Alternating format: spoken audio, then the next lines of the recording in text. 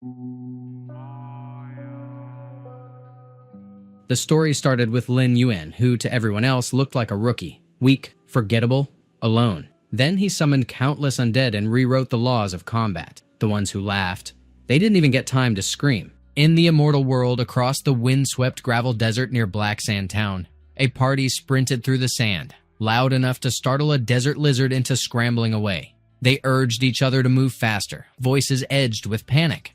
Ghost desert wolves were right behind them, and they knew it. Their shouts for help carried across the dunes, desperate for someone, anyone, to intervene. The priestess muttered about their awful luck, since they only came to fight level 1 sand scorpions, then threw a pointed look at the warrior, the group's leader, demanding to know how this even happened, and what the plan was now. The warrior told them to hang on just a bit more, since a clump of rock acacia trees was up ahead, and ghost desert wolves couldn't climb. So if they could scale them, there might be a sliver of hope left. Still, she cursed inwardly, knowing ghost desert wolves were brutal creatures that never abandoned marked prey. They were already banged up from the last fight, and the only 2 pieces of black iron gear they had left had just broken, so she couldn't help but wonder if this really was where they'd die. Then the sorceress screamed as her foot caught, and she slammed into the sand face first. The warrior and the priestess immediately panicked for her. They shouted for her to stay alert, but her eyes snapped wide when the wolves closed in, her body frozen while the lead wolf's image burned itself into her gaze. In the next instant, a blade came out of nowhere, slamming into the wolf's neck and dropping it dead. Lin Yuan stepped into view, walking calmly to face the rest. His cloak hung heavy around him, making him look like a wandering NPC with a side quest nobody asked for. The sorceress stared at him, trying to figure out if he had really saved her. Her eyes darted to his status. He was only level 1. The idea made her blink in disbelief. Just a beginner. The other wolves turned on him now, growling low. He scoffed, brushing off level 3 strength like it wasn't worth the effort. As the wolves lunged, he pulled out his sword. He launched straight into them without flinching. They pounced, jaws wide, but he cut through them mid-air in a single clean motion. The arc of his sword flashed with a lightning aura, crackling with raw force. The women just stared, struggling to process what they'd seen. He stood over the dead wolves like it wasn't even a warm-up. The warrior couldn't believe it. He took out 4 ghost desert wolves, using nothing but a plain beginner's iron sword. Then the sorceress pointed out the obvious problem. More wolves had arrived. It was a whole pack now, no mistaking it. The priestess demanded to know where they all came from, and the sorceress guessed that the scent of blood probably called every nearby ghost desert wolf like it was a dinner bell. The warrior told Lin Yuan to run, warning that a pack like that could flatten an entire beginner village and he'd be shredded if he didn't back off. He just asked if she really meant that. Then he summoned his cards. The system prompted him, checking if he truly wanted to summon skeleton warriors. He confirmed. He flung the cards into the sand. They stabbed into the ground and activated a glowing magic circle. A skeletal hand burst through the dirt, followed by more. Level 3 skeleton warriors started crawling out into the open. The wolves didn't care. They charged forward anyway, just as bloodthirsty. Lin Yuan told them to find out who'd actually get torn apart. The skeleton warriors' eyes flared to life. They pulled the wolves aggro, while Lin Yuan cut them down from behind. 15 minutes later, Lin Yuan jammed his sword into the final wolf's neck. He yanked the blade out without flinching. The system pinged him with a pat on the back, marking 16 ghost desert wolves down and handing over 160 experience points. Along with that, he scooped up 28 ghostly desert wolf fangs for good measure. Out of nowhere, the wolves' life orbs drifted free from their corpses. They drifted toward Lin Yuan and spun lazily around him. The priestess glanced over at the warrior, half convinced she was dreaming, after watching him take down 16 ghostly desert wolves solo. The sorceress suddenly stepped forward, wondering aloud if he was a mage, and if that thing he pulled off counted as summoning, tossing in the fact that she was a mage too, and she'd never seen anything like that before. But he cut in to ask who told her he was a mage. That got her asking what kind of ability he had. He just grinned without answering. After all, the power he held was something off limits, tied to an SSS-Rank talent. He was a Soul Reaper. He came from the Blue Star, and he'd been given a second shot at life. 3 years earlier, scientists picked up a massive and unknown celestial object named the Demon Star that suddenly parked itself near the Blue Star. 3 months after that, some shady mega corporation dropped a full-dive VR game called Eternal World that blew past every bit of tech the Blue Star had ever dreamed of. Once people got inside Eternal World, using their shiny new VR headsets, they started getting random powers. And by grinding levels, they could take on monsters inside the game. At first, nobody really batted an eye since it looked like just another game, until some players in the real world started showing up with abilities they'd earned inside and got labeled the Chosen Ones. That's when a group claiming to serve the Demon Star's ruler crawled out of the game into real life and went full apocalypse mode on humanity. Everything collapsed. His parents didn't make it past the early days of that bloodbath. The world scrambled to pull together every Chosen One it could find, but they got steamrolled by the invaders and had to fall back. He went down swinging in that final battle too. What he never saw coming was waking up again, back at the exact moment he'd first logged into Eternal World. Right then, the system handed him a forbidden ability tied to SSS-Rank talents: Dark, Summoning Art, and Netherworld Gate. Back in the now, he figured that this time around, he had to grind fast and get strong enough to shield his family and defend the Blue Star. He dropped to a knee beside one of the fallen wolves. He reached out an arm. His dark aura flowed straight into the corpse. Moments later, all the wolves' bodies were blanketed in his dark energy. The system chimed in to ask whether he wanted to activate Dark Summoning Art on the ghostly desert wolf corpses. He confirmed. That ability's biggest flex was giving him a warrior tier physique, while letting him use Dark Summoning Art to turn fallen monsters into undead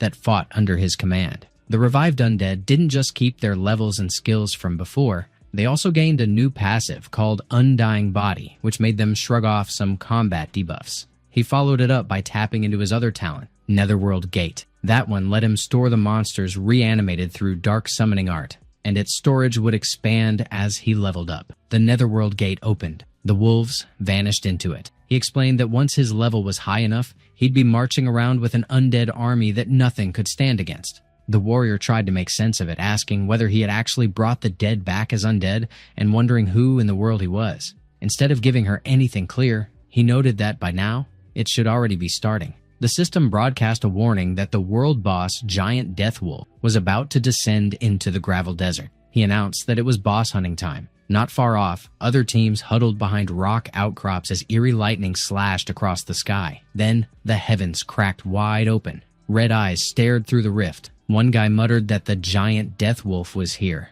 Another remembered reading on the official site that its attack range was 50 meters and shouted that they needed to run for it, while someone else completely lost it and screamed for help. Everyone scattered in panic. Agonized shrieks ripped through the air. Two guys still hiding behind rocks stared in frozen disbelief. The Giant Deathwolf had landed, jaws already closed around a whole human. It was level 6, and it tore through people like nothing. One of the men called out for his brother, while another shot him a look like he'd lost it and pointed out that there's no way a single player could take down the Giant Deathwolf, so if he marched out to fight it, he'd just end up dead. Another piped up and wondered if that thing was actually the world boss, and if taking down something that horrifying was even in the realm of possibility. All of a sudden, one of his companions nudged him and told him to look, then questioned what that guy even planned to do. Lin Yuan was walking towards them all by himself. He moved without a hint of hesitation. His eyes locked ahead with a look that could cut steel. Someone pointed out that he should check out that sword, and added that the guy even looked like a total rookie, which the other confirmed before reminding him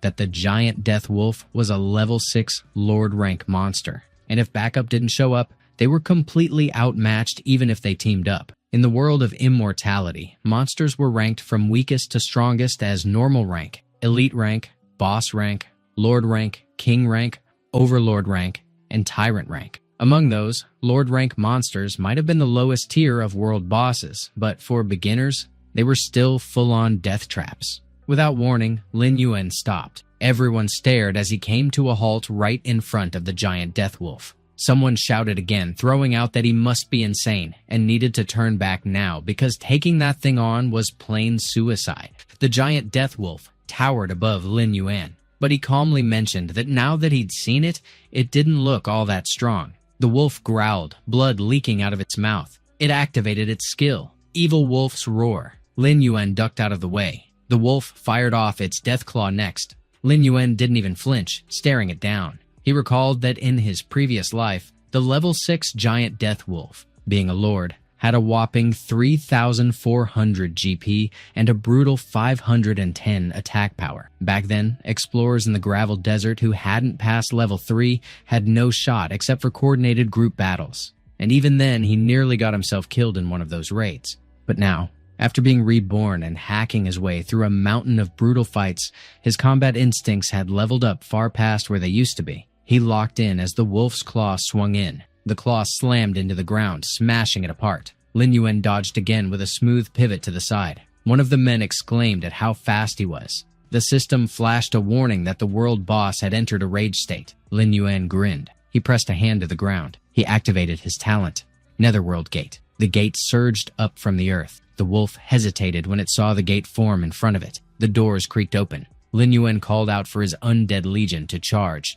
The ghostly desert wolves he'd defeated earlier burst through the gate. One guy shouted, trying to figure out what kind of weird portal that was. And another asked if those were undead, before recognizing that they really did look like ghostly desert wolves. And then a third asked how that kid managed to turn all those level 3 monsters into his undead troops. Lin Yuan figured that while heading over, he'd taken out monsters without a hitch and hit level 3, which expanded his Netherworld Gate storage to 30 slots. And even though that had slowed him down a little, the payoff wasn't bad at all. According to the aggro mechanics in Immortality, summoned creatures pulled less threat than their summoner. So when both showed up, the monster's first target would be the summoner, unless the summoned creatures struck first, which could then draw the boss's focus. The giant death wolf locked on to the undead wolves that swarmed it. One of the undead wolves roared at the giant death wolf. The giant death wolf raised its claw, ready to strike it down. Lin Yuan knew this was the perfect opening.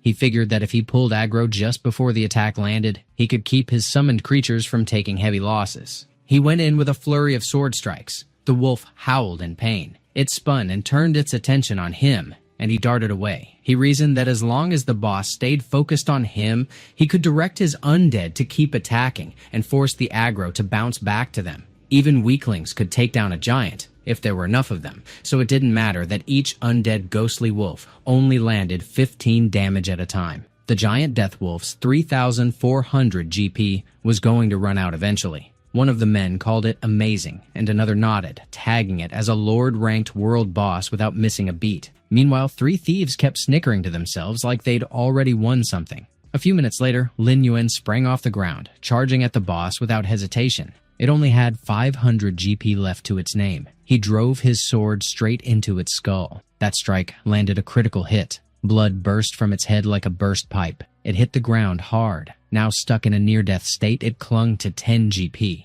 Lin Yuan stared down at it, unbothered. Suddenly, the 3 thieves sprang into action. One pushed to take the chance and kill him so the treasure would be theirs. Another agreed fast and called for immediate action, while the last jumped in, reminding them that the kid's undead legion had been totally wiped out. Lin Yuan locked eyes on them, not amused. One of the men threw out a half-warning to stay alert. Lin Yuan didn't flinch, a sharp gleam flashing across his eyes as he turned to meet them. The thieves let out pained screams as one clean sword sweep flung them through the air. They hit the dirt at the same time, blood splashing out. Lin Yuan dismissed them as reckless fools, too blind to know their limits. One of the men tried to wrap his head around what just unfolded, while another realized Lin Yuan had dropped them in an instant. And the third recognized that those 3 level 3 thieves had been flattened, with just one hit. Meanwhile, the boss trembled while forcing itself upright. Lin Yuan hurled his sword at it next. Another critical landed. The system flashed the kill notice. The world boss, Giant Death Wolf, hit 0 HP, awarding him 480 EXP and 1 pure soul gem. Lin Yuan mused over what kind of reward the very first world boss in the game might bring. A silver chest and the pure soul gem materialized before him. The system explained the pure soul gem held soul power, and once enough were collected, players could trade them at the Council of Immortality for legendary gear. He recalled that once players hit level 60, they needed to visit the Council of Immortality, home of the elf tribes, to continue leveling, though that part was still far off. And for now, pure soul gems were the fastest ticket to legendary gear. In Immortality, equipment rankings from bottom to top went Common, Black Iron, Bronze, Silver, Gold, Dark Gold, Epic, Legendary, Mythical. Beginner players usually only held Common gear and rarely even touched Black Iron.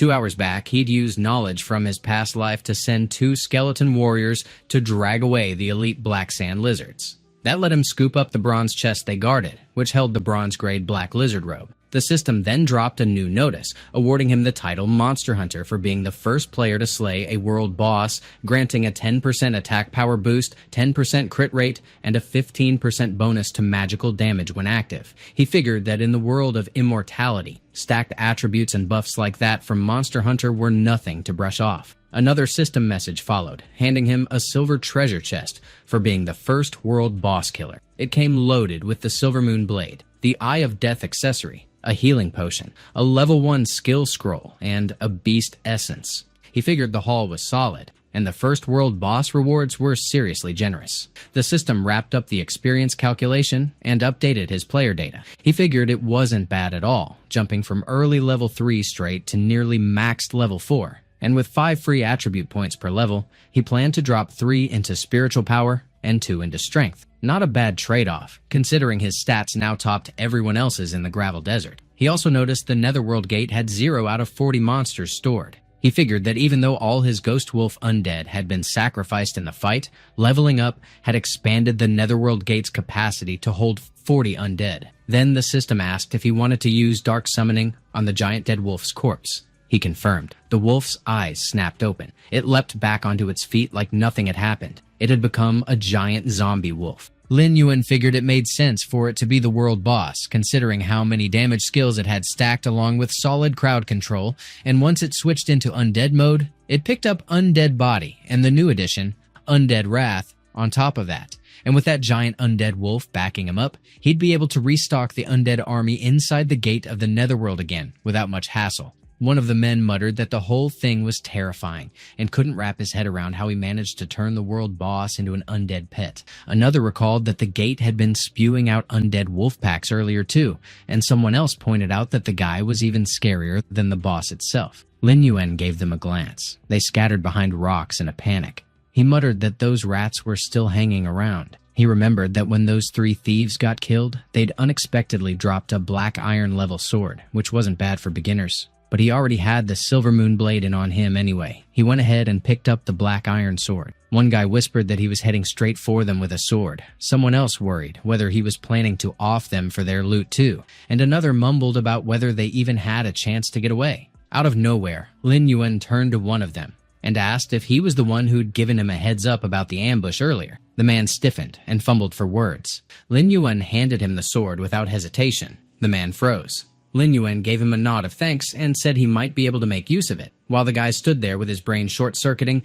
someone else barked that this couldn't be real and wondered whether he'd actually come over just to give them the sword, while another noticed that it was clearly a black iron weapon and worth tens of thousands of renminbi. 10 minutes later, Lin Yuan walked alone through the desert. His image flickered for a moment, and the sensation clicked instantly. The charge cut out. His VR headset shut off. He confirmed that the battery had run dry, and reality had kicked back in. He sat in his room, right in front of his computer. He reminded himself he had to start saving fast and get a gaming pod. The World of Immortality login screen glowed from his monitor. He reviewed how the game ran on ultra-realistic VR tech, with login zones split up by countries. On top of that, every login zone also branched into separate realms players could pick from, and his zone, Elbad, offered 4. Ancient Western Desert Kingdom, Returning Southern Empire, Dark Northern Empire, Tidal Archipelago. He recalled the moment the system asked him to choose a birthplace.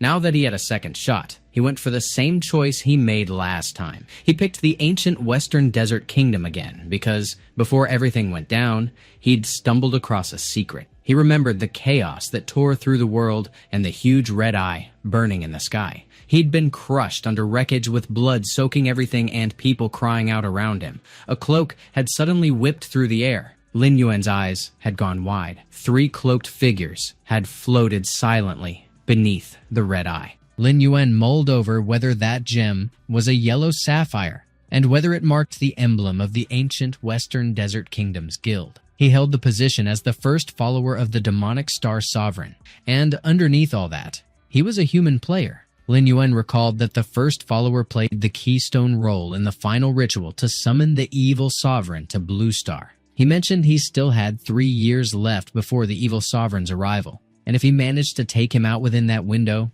there was a chance to stop the tragedy from repeating. That emblem stood as the only lead he had. Only the guilds based in the Western Desert's main city used yellow sapphires in their insignia, and with the level 10 entry requirement. If he planned to unmask that rat's identity, he needed to level up fast. That was right. He tried summoning his skeleton card and pulled it off. He questioned whether that meant he had actually summoned it. He explained that in Eternal World, there were players who, right after entering the camp, managed to bring game powers into the real world and use them. Those individuals were dubbed the Chosen, otherwise known as Children of Fate. Every Chosen had access to a powerful hidden class and a ridiculously high luck stat, and they served as the main force against the evil sovereign later on. He remembered how, in his past life, he only awakened his game character's powers in reality when the Blue Star catastrophe had already begun. And back then it came to him so easily that now, comparing that with the forbidden ability Soul Reaper, it became clear this one wasn't ordinary, though he still couldn't tell how it stacked against the Chosen's hidden professions. Suddenly, the sound of clattering echoed from outside his room. He immediately picked up on what time it was. A few moments later, his father, Lin, came over and asked about the noise. He told them everything was ready and called them to come eat. His mother turned to Lin, pointed out that this was a rare move from him, and urged him to go eat, and he replied with an okay. Lin Yuan remarked that one universal trait of humans was how they only realized the worth of something after losing it, trying afterward to make up for what had slipped away. In his last life, he drifted through days oblivious, looking down on normalcy, and Lin warned him that if he kept burying himself in games like that, he'd end up destroying himself completely. But his mother nudged Lin to stop because he'd start getting angry again soon. He recalled coming across the lifeless bodies of his parents sprawled across the shattered ruins of their home. He shared that once disaster had wiped everything out, he was crushed by the realization of how clueless he'd been before. Snapping back to the present, he mentioned that it was Sunday and wondered whether Little Ton wasn't coming home to eat. His mother said Little Ton had been gearing up for the mock exam lately and had taken her food to study at school, so when he had time later, he should bring some over, since what she packed didn't match up to freshly made food. She hadn't expected him to actually pick up cooking, and those chicken wings were good, telling Lin not to fight her for it, and he replied that it was all hers. But then Lin blinked when Lin Yuan dropped a chicken wing into his bowl. He declared that he'd be learning to cook more dishes in the future. His parents were taken aback, but they nodded and said yes. A bit later, Lin Yuan was sprinting up the stairs, tearing through them with jaw-dropping speed. He also hammered out sit-ups. He stated that if he wanted to keep up with the power the game brought into the real world down the line, he had to build a body tough enough to handle it. After some time, he wrapped up his run at the park. He noted 50 meters in 5.5 seconds wasn't bad, though there was still a lot of room to grow. Suddenly, his watch beeped. He acknowledged that it was time to head back.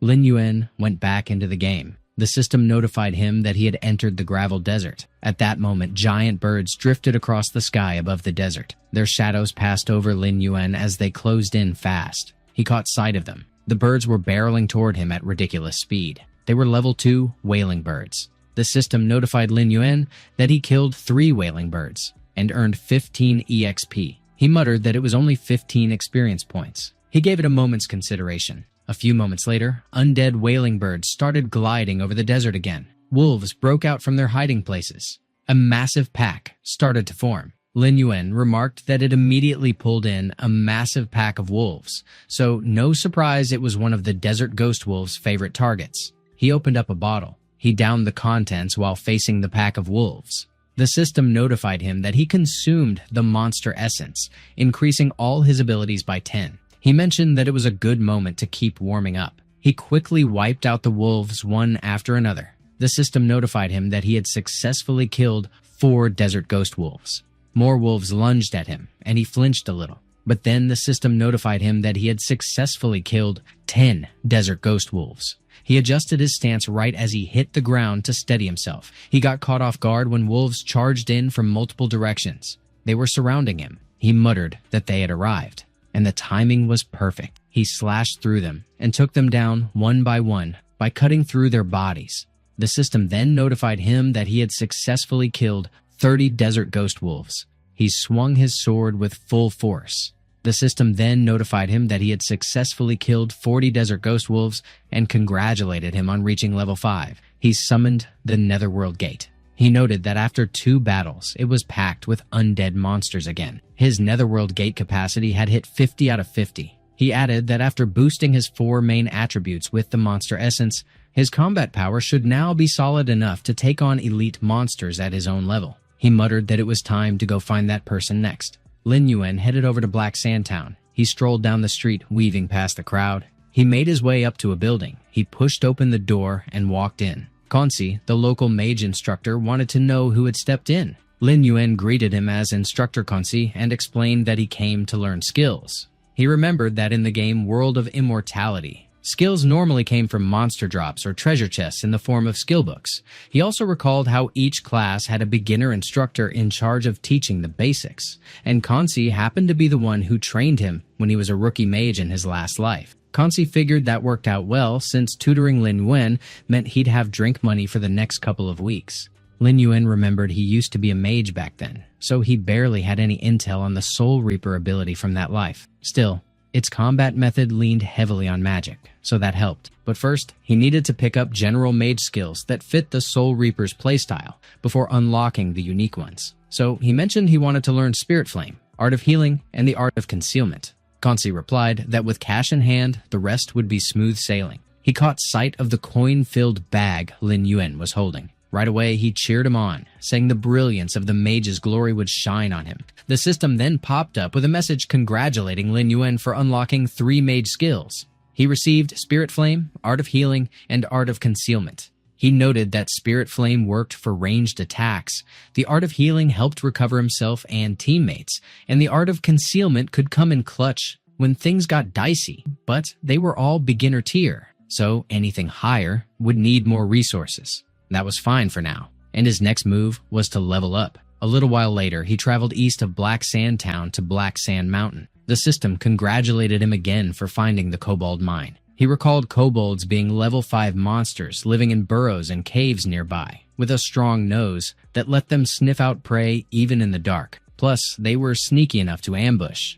They usually grouped in the hundreds, so both in terms of level and numbers, they were perfect targets to grind with his undead army. He drank the night vision potion he bought half an hour ago from an NPC, which would last him 30 minutes. He planned to use those kobolds to max out his concealment and spirit flame proficiency, and he figured he'd loot a few treasure chests while at it. He figured they'd push forward and clear the path using the ordinary torch. A few of the wolves rushed into the cave first. 15 minutes later, they were deep inside and it was pitch dark. Lin Yuan kept on high alert. He figured nothing was moving. He tossed his torch forward. It lit up the stairs below. The torchlight reflected off kobold eyes. Dozens of level 5 kobold miners had been hiding out of sight. Lin Yuan figured they had finally shown up. The torch hit the ground. The wolves charged forward. Lin Yuan told them to kill and not let a single one crawl away. The kobold miners threw themselves into the chaos. The system chimed in, letting Lin Yuan know that 2 kobold mine workers were down. One of the kobolds fired off its smash skill and swung at one of the wolves. The system popped up again, reporting 8 kobold mine workers dead, and Lin Yuan muttered that their combat stats were trash, but dodging their shovels was the real trick. More kobolds came flying at him, swinging pickaxes. He triggered his vanish skill. The kobolds blinked around, confused when he vanished. He scoffed at them, called them fools, and pointed out he was right there. The system updated again, announcing 20 kobold mine workers down. He climbed to higher ground after clearing them out. He acknowledged that his art of vanishing had leveled up. He glanced at the pile of kobolds he just took down. He muttered that the base stats on these standard kobolds were too low, so farming them for levels dragged out forever. They had now turned into level 5 undead kobold mine workers. He declared that from here on, they'd be replacing the undead ghost wolves and should push forward, though right now, the real priority was tracking down the local boss. A few moments later, Lin Yuan moved deeper into the cave with the undead kobolds in tow. Then he stopped in his tracks. He mentioned spotting a side path. Right then, he caught a glimpse of movement on the cave wall. Mud slimes clung there, melting into the shadows. Lin Yuan announced he had them in his sights. The system flagged that 2 mud slimes were eliminated, bumping his XP by 4. Suddenly, the kobold overseer's eyes gleamed in the dark behind him. It lunged fast, cutting through the air like a bullet. The undead kobolds froze for a beat when it struck. The kobold overseer was an elite monster at level 6, since forever the weak had served as food for the strong, because that was how the world ran. no exceptions. But even the top predator ends up on someone's menu, because out there, at every turn, something deadlier waits. The Kobold Overseer slammed its weapon, and the cave filled with a deafening boom. The place sat thick with dust, making it hard to see anything clearly. Every so often, the hunter flipped the script and crept in, dressed as prey. This turned out to be one of those moments.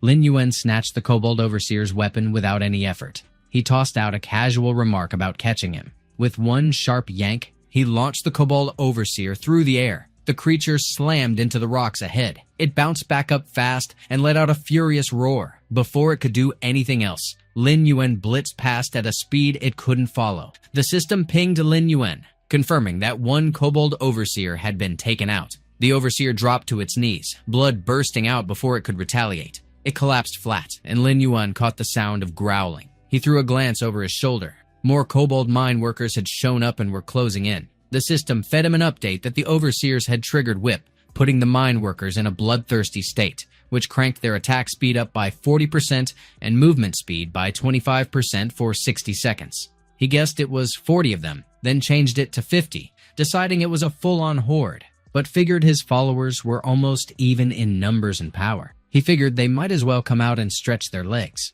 The Desert Ghost Wolves marched out through the Netherworld Gate. Lin Yuan threw out a line marking the start of the hunt. He sent the wolves charging toward the kobolds. Both sides clashed without hesitation. The undead giant wolf joined the fray too. It triggered its skill, Demonic Wolf's Howl. The kobolds instantly froze, left stunned and bleeding badly. Lin Yuan didn't waste the opening and gave the order. They needed to wipe them out. The system poured in messages reporting that 40 Kobold Overseers had been defeated, followed by a notice that his level had jumped to 6. He cast Dark Summoning Art on the fallen kobolds.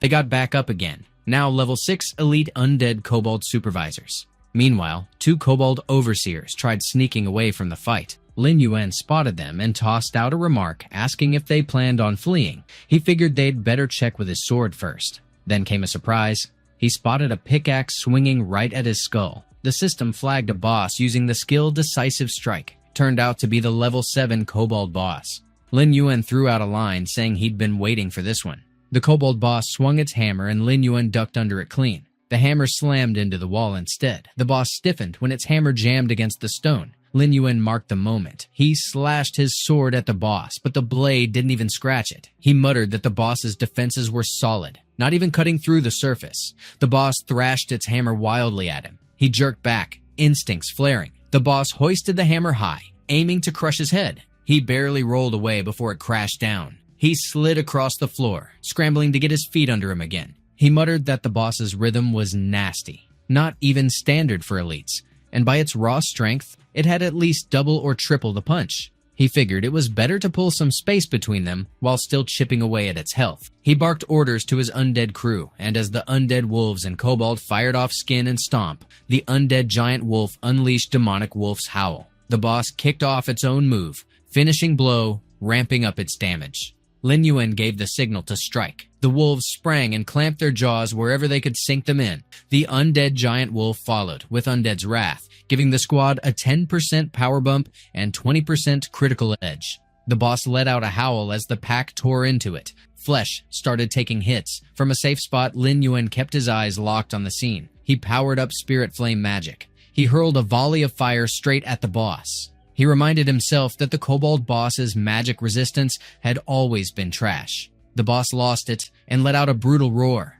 It bolted toward Lin Yuan fast, but he blinked out of sight with Vanish. He muttered that if it wanted to close the gap, then he wasn't holding back. He zeroed in on the weak spot, the exposed meat behind the neck. He rammed his sword into it, then drove it in deeper. The boss howled in agony. It flailed with the hammer again, but Lin Yuan veered clear. He gave a call to the undead giant wolf. The wolf launched forward in a single leap. Lin Yuan clutched its fur. He swung up onto its back. The wolf let out a bellow, and the rest of the pack charged again. Lin Yuan noted the armor had cracked open. He muttered that this strike was it, and it would end the fight. The boss screamed again. The kobold miners charged straight at Lin Yuan. He brushed it off as nothing more than a last-ditch effort. The system chimed in right after, letting him know he'd just wiped out 75 kobold miners.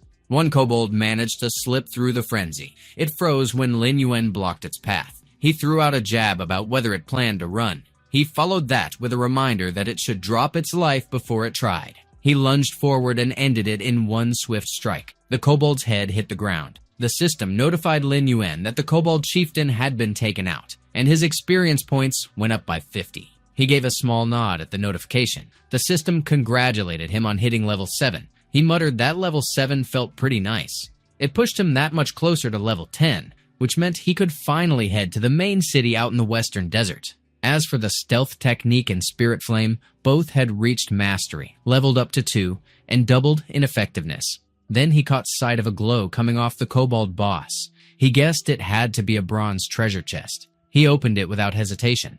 Golden light burst out as the chest unlocked. The system listed off his haul: kobold leather pouch, unquenchable torch, skull mask, and shadow gloves. He checked the kobold leather pouch and found 20 gold coins tucked inside. He remembered hearing that soon global banks would open exchange lines between real money and in-game currency. So with 20 coins being worth 200,000 yuan, that wasn't a bad pull. The unquenchable torch gave him night vision within a 3-meter radius in complete darkness and had no duration limit. The skull mask functioned as a weapon that cut physical damage by 5% and boosted both stamina and strength by 10.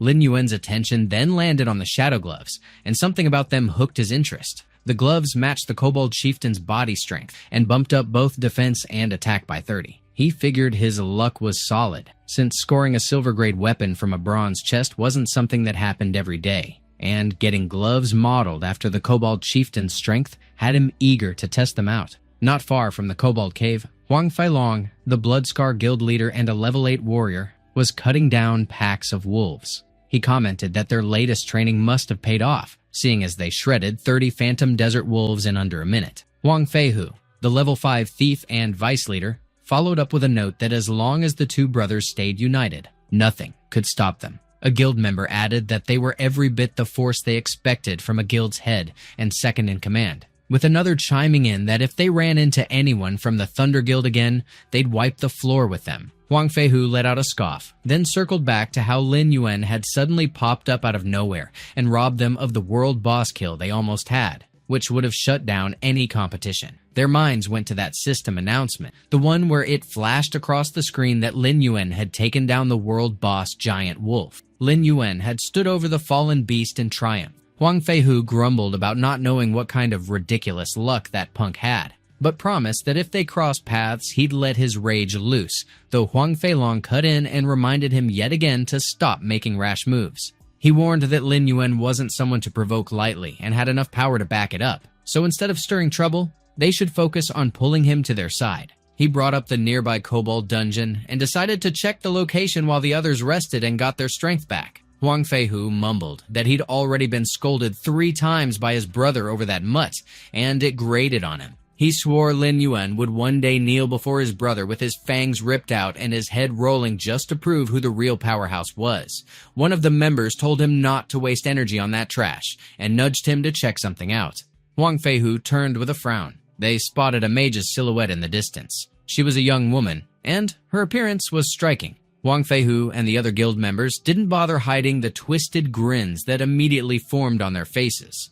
Lin Yuan stepped out of the kobold mine, brushing off dust like it was just another Tuesday. He mentioned adding an undead of chief rank with solid combat stats to his crew, and with 70 undead monsters already stacked in the gate of the underworld, he figured he might as well keep cruising forward. Then came the interruption. He caught the mage's warning as she told everyone to back off. She didn't want them getting closer because once they did, she wouldn't bother holding back. One of the guild members cracked a grin, calling it good luck, since bumping into someone this gorgeous wasn't part of the day's plan. Huang Feihu chimed in with a sleazy grin, saying she had no reason to panic because she was just going to entertain the brothers for a bit, and it'd be easier for her to enjoy it instead of resisting, which the other guy backed up by saying all she had to do was keep their vice captain happy, and she'd be showered with rewards. But she wasn't having it, firing back that the second they moved in, she'd strike without hesitation. Huang Feihu chuckled, tossing out a challenge to see if she'd really follow through. She was just some mage, and he scoffed at the idea that she could do any damage.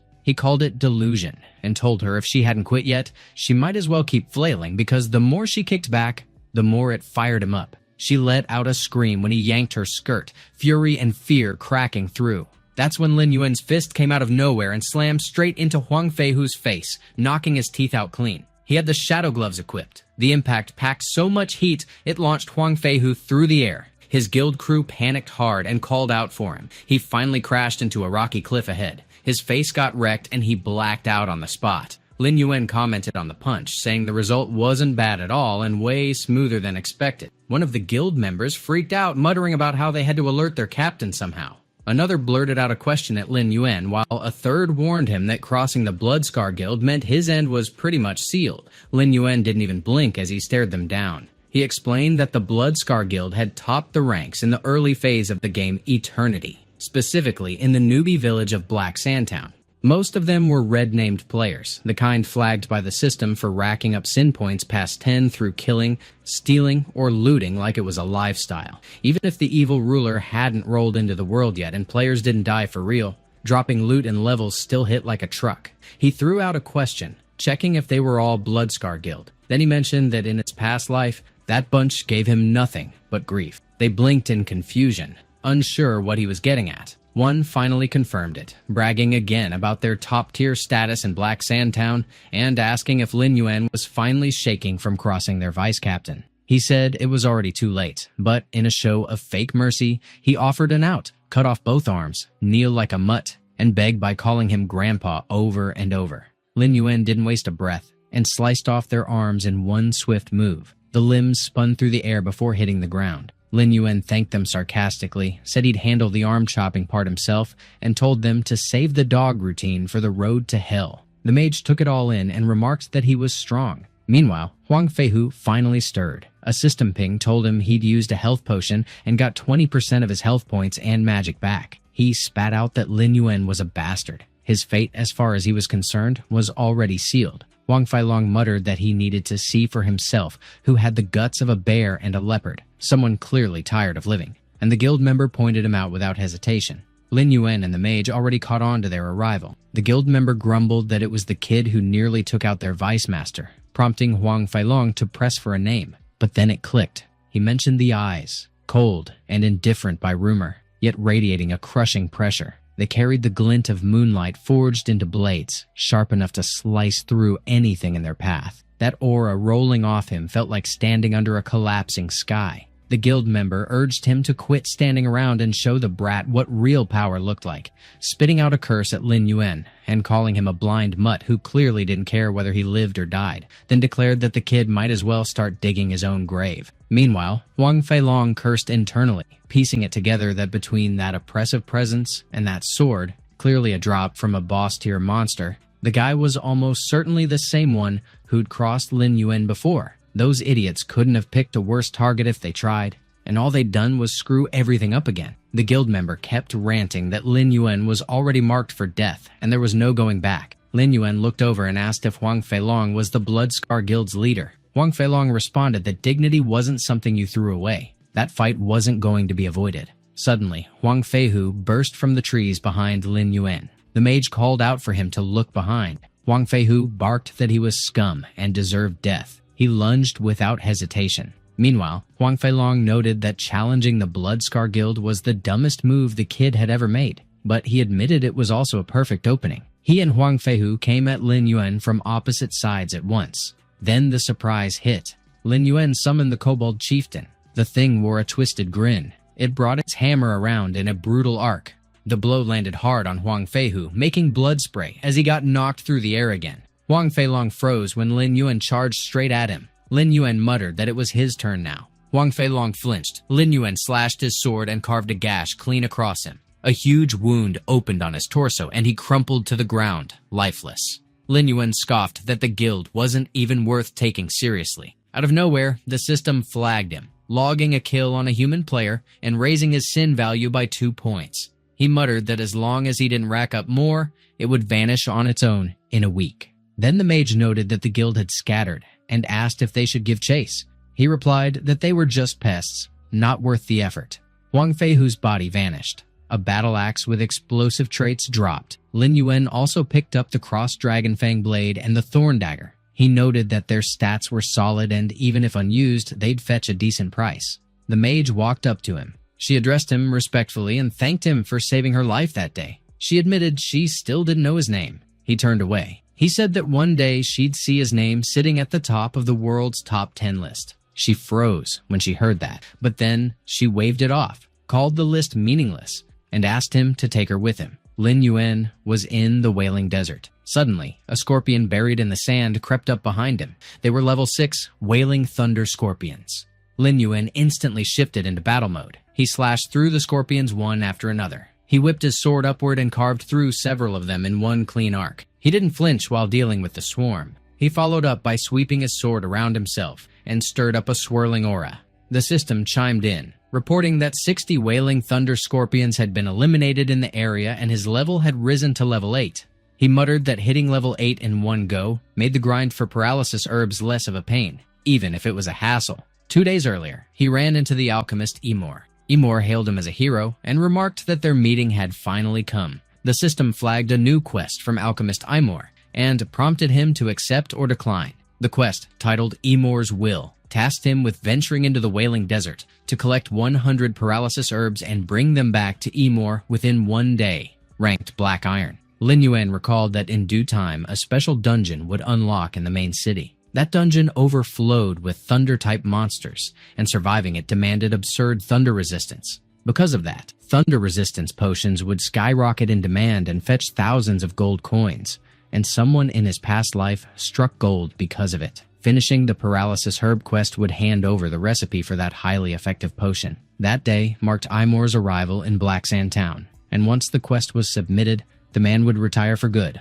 locking the recipe out forever. He picked yes without hesitation. Back in the present, he commented that the Wailing Thunder Scorpion, a level 6 thunder monster guarding the herbs, didn't really worry him anymore. Since the quest was his now, he planned to use the chance to max out his gathering skill proficiency. His gathering skill had reached level 2, which sped up collection and gave him a 5% shot at pulling rare herbs. He mentioned needing to head a bit deeper into the desert. Out of nowhere, he triggered a thunder scorpion trap hidden under the sand. He clocked the threat right away when the sand shifted under his feet. The scorpion's stinger burst from beneath the surface. It lunged at Lin Yuan, but he slipped past it with his silver-cutting strike skill. He skidded through the sand to stabilize himself. His face went pale. The system flashed a warning that a mutated monster, the Crystal Demon Thunder Scorpion, had emerged and that he was in serious danger. He guessed it had to be a demon-type mutant showing up out of nowhere. He muttered that the situation had taken a nasty turn, but he figured today would be the day to sharpen the edge of his silver-cutting strike for real. He launched a full-force blow at the scorpion. His sword only scraped the surface of its armor. He grimaced that its armor didn't leave a single opening. The system popped up again, announcing the boss's activation of the paralyzing Thunder Strike skill. He groaned that it really was a Thunder Strike. The system then confirmed the boss was also activating Poisonous Needle Stab. He sprang off the scorpion's head just in time, making its tail jab itself. It bounced back fast, so he darted away immediately. He muttered that its raw power was more than expected and figured he had to redirect its focus. The scorpion barreled straight for him. He called out to the kobold. He summoned the Netherworld Gate. The kobold chieftain chipped off a bit of the scorpion's health. Lin Yuan figured the double damage effect must have missed its cue. The system flagged a boss move, flashing the name Earth-Shattering Pincers. He answered with Spirit Flame Magic, letting it rip. Flames cracked through the air, pounding into the scorpion with a deep rolling boom. He threw out a line about how it should savor the upgraded burn. Time to go in. The kobolds rushed to trap the scorpion's pincers, using their robes like restraints. The scorpion let out a furious roar while thrashing to break free, but the kobolds held on with everything they had. The kobold chieftain launched skyward and brought its hammer crashing down. Double damage landed and the system pinged Lin Yuan about the critical hit landing clean. The scorpion flew into a frenzy, ripping out of the restraints. Lin Yuan vaulted off the ground without hesitation. The scorpion hesitated, unable to track where he went. He muttered something about how there wasn't a crack in the shell to slip through. The system flashed a notice that his Slayer Hunter title had been detected, boosting his attack power, double damage chance, and magical damage by 10% each. He promised he'd crack every inch of its body and leave nothing but brittle scraps. It was time for the thing to embrace its end. He landed a crushing punch straight into the scorpion. Dust and sand exploded as the scorpion got slammed into the dirt. The system chimed again, logging the kill on the transformed demonic beast slaying Crystal Thunder Scorpion and awarding 560 experience points. He tapped into his dark summoning art and brought the scorpion back from the dead.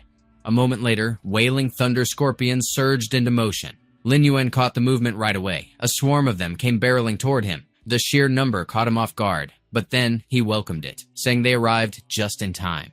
They could come at him because he had a brand new pet ready to mess around with the whole bunch. The system then flashed again, logging the activation of Crystal Thunderstorm. The lightning ripped straight into the Wailing Scorpions. Lin Yuan shifted behind them in an instant. He tore through them one by one, the system spamming notifications that he kept hitting weak points. His sword swung once, dropping a scorpion with a clean finish. He followed through, driving the blade deep into another and splitting it apart. The system pinged twice, marking back-to-back level-ups and congratulating him on reaching level 10. He made a note about the back-to-back level spike, feeling pretty solid. The system followed up with new gear drops. Silver-grade weapons, including the Lightning Spear, Guardian's Greaves, Ring of Paralysis, and Phantom's Arm Guard.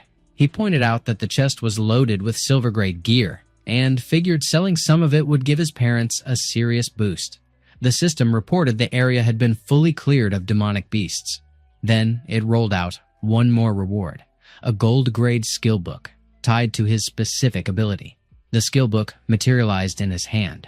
The system flagged the title as Curse of Darkness. He considered that a lucky pull.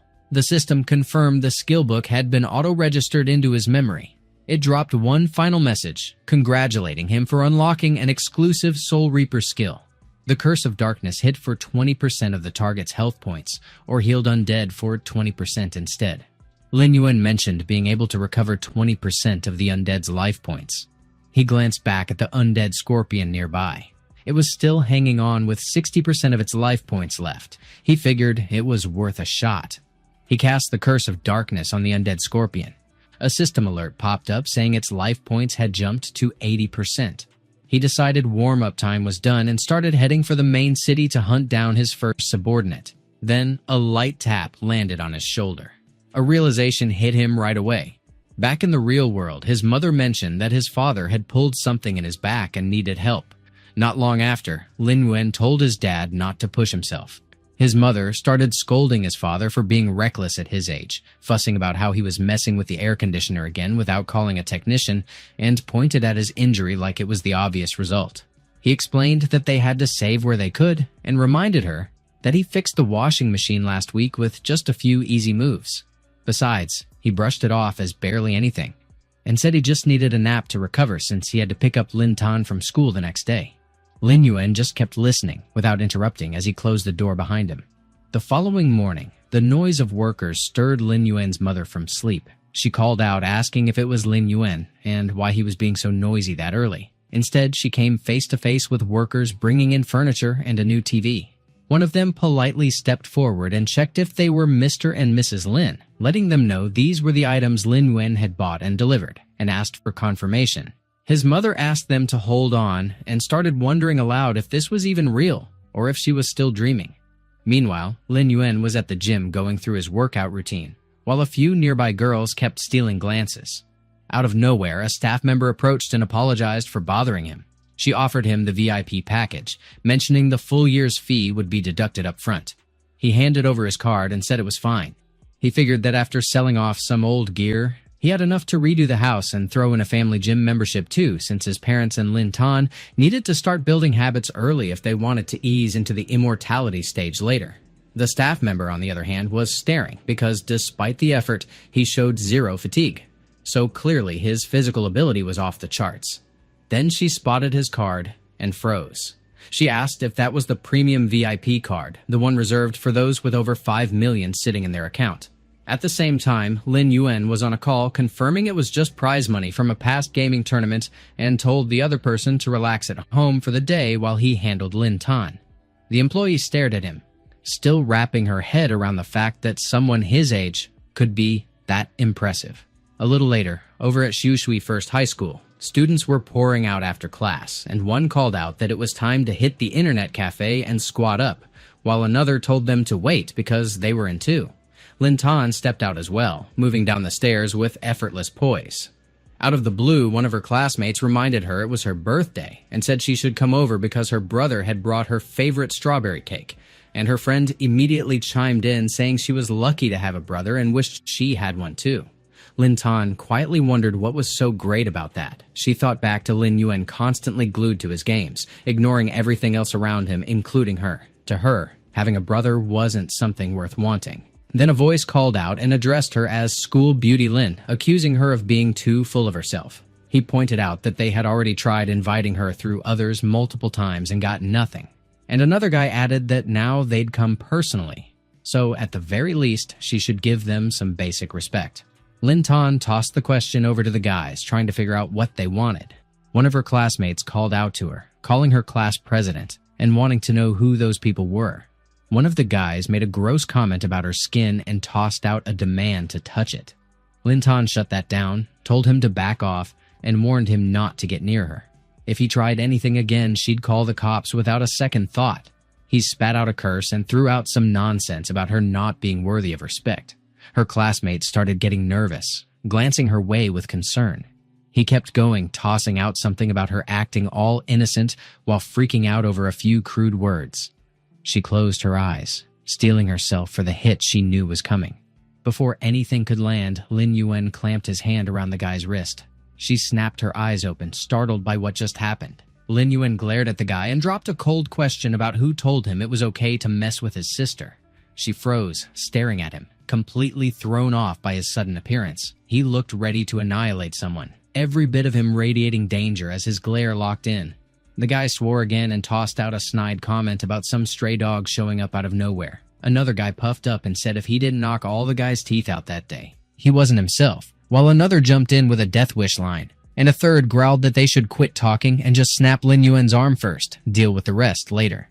Lin Yuan sidestepped the first one without effort and landed a clean punch on the second. He followed up with another hit, sharp and fast. Then he spun and kicked the third one square in the chest. He drove his foot into one guy's face without pausing. Then he kept stomping on the guy's face over and over while he stayed down.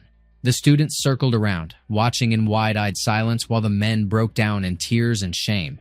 Lin Yuan tossed out a short comment that they were done here, while Lin Tan stood frozen, stunned stiff.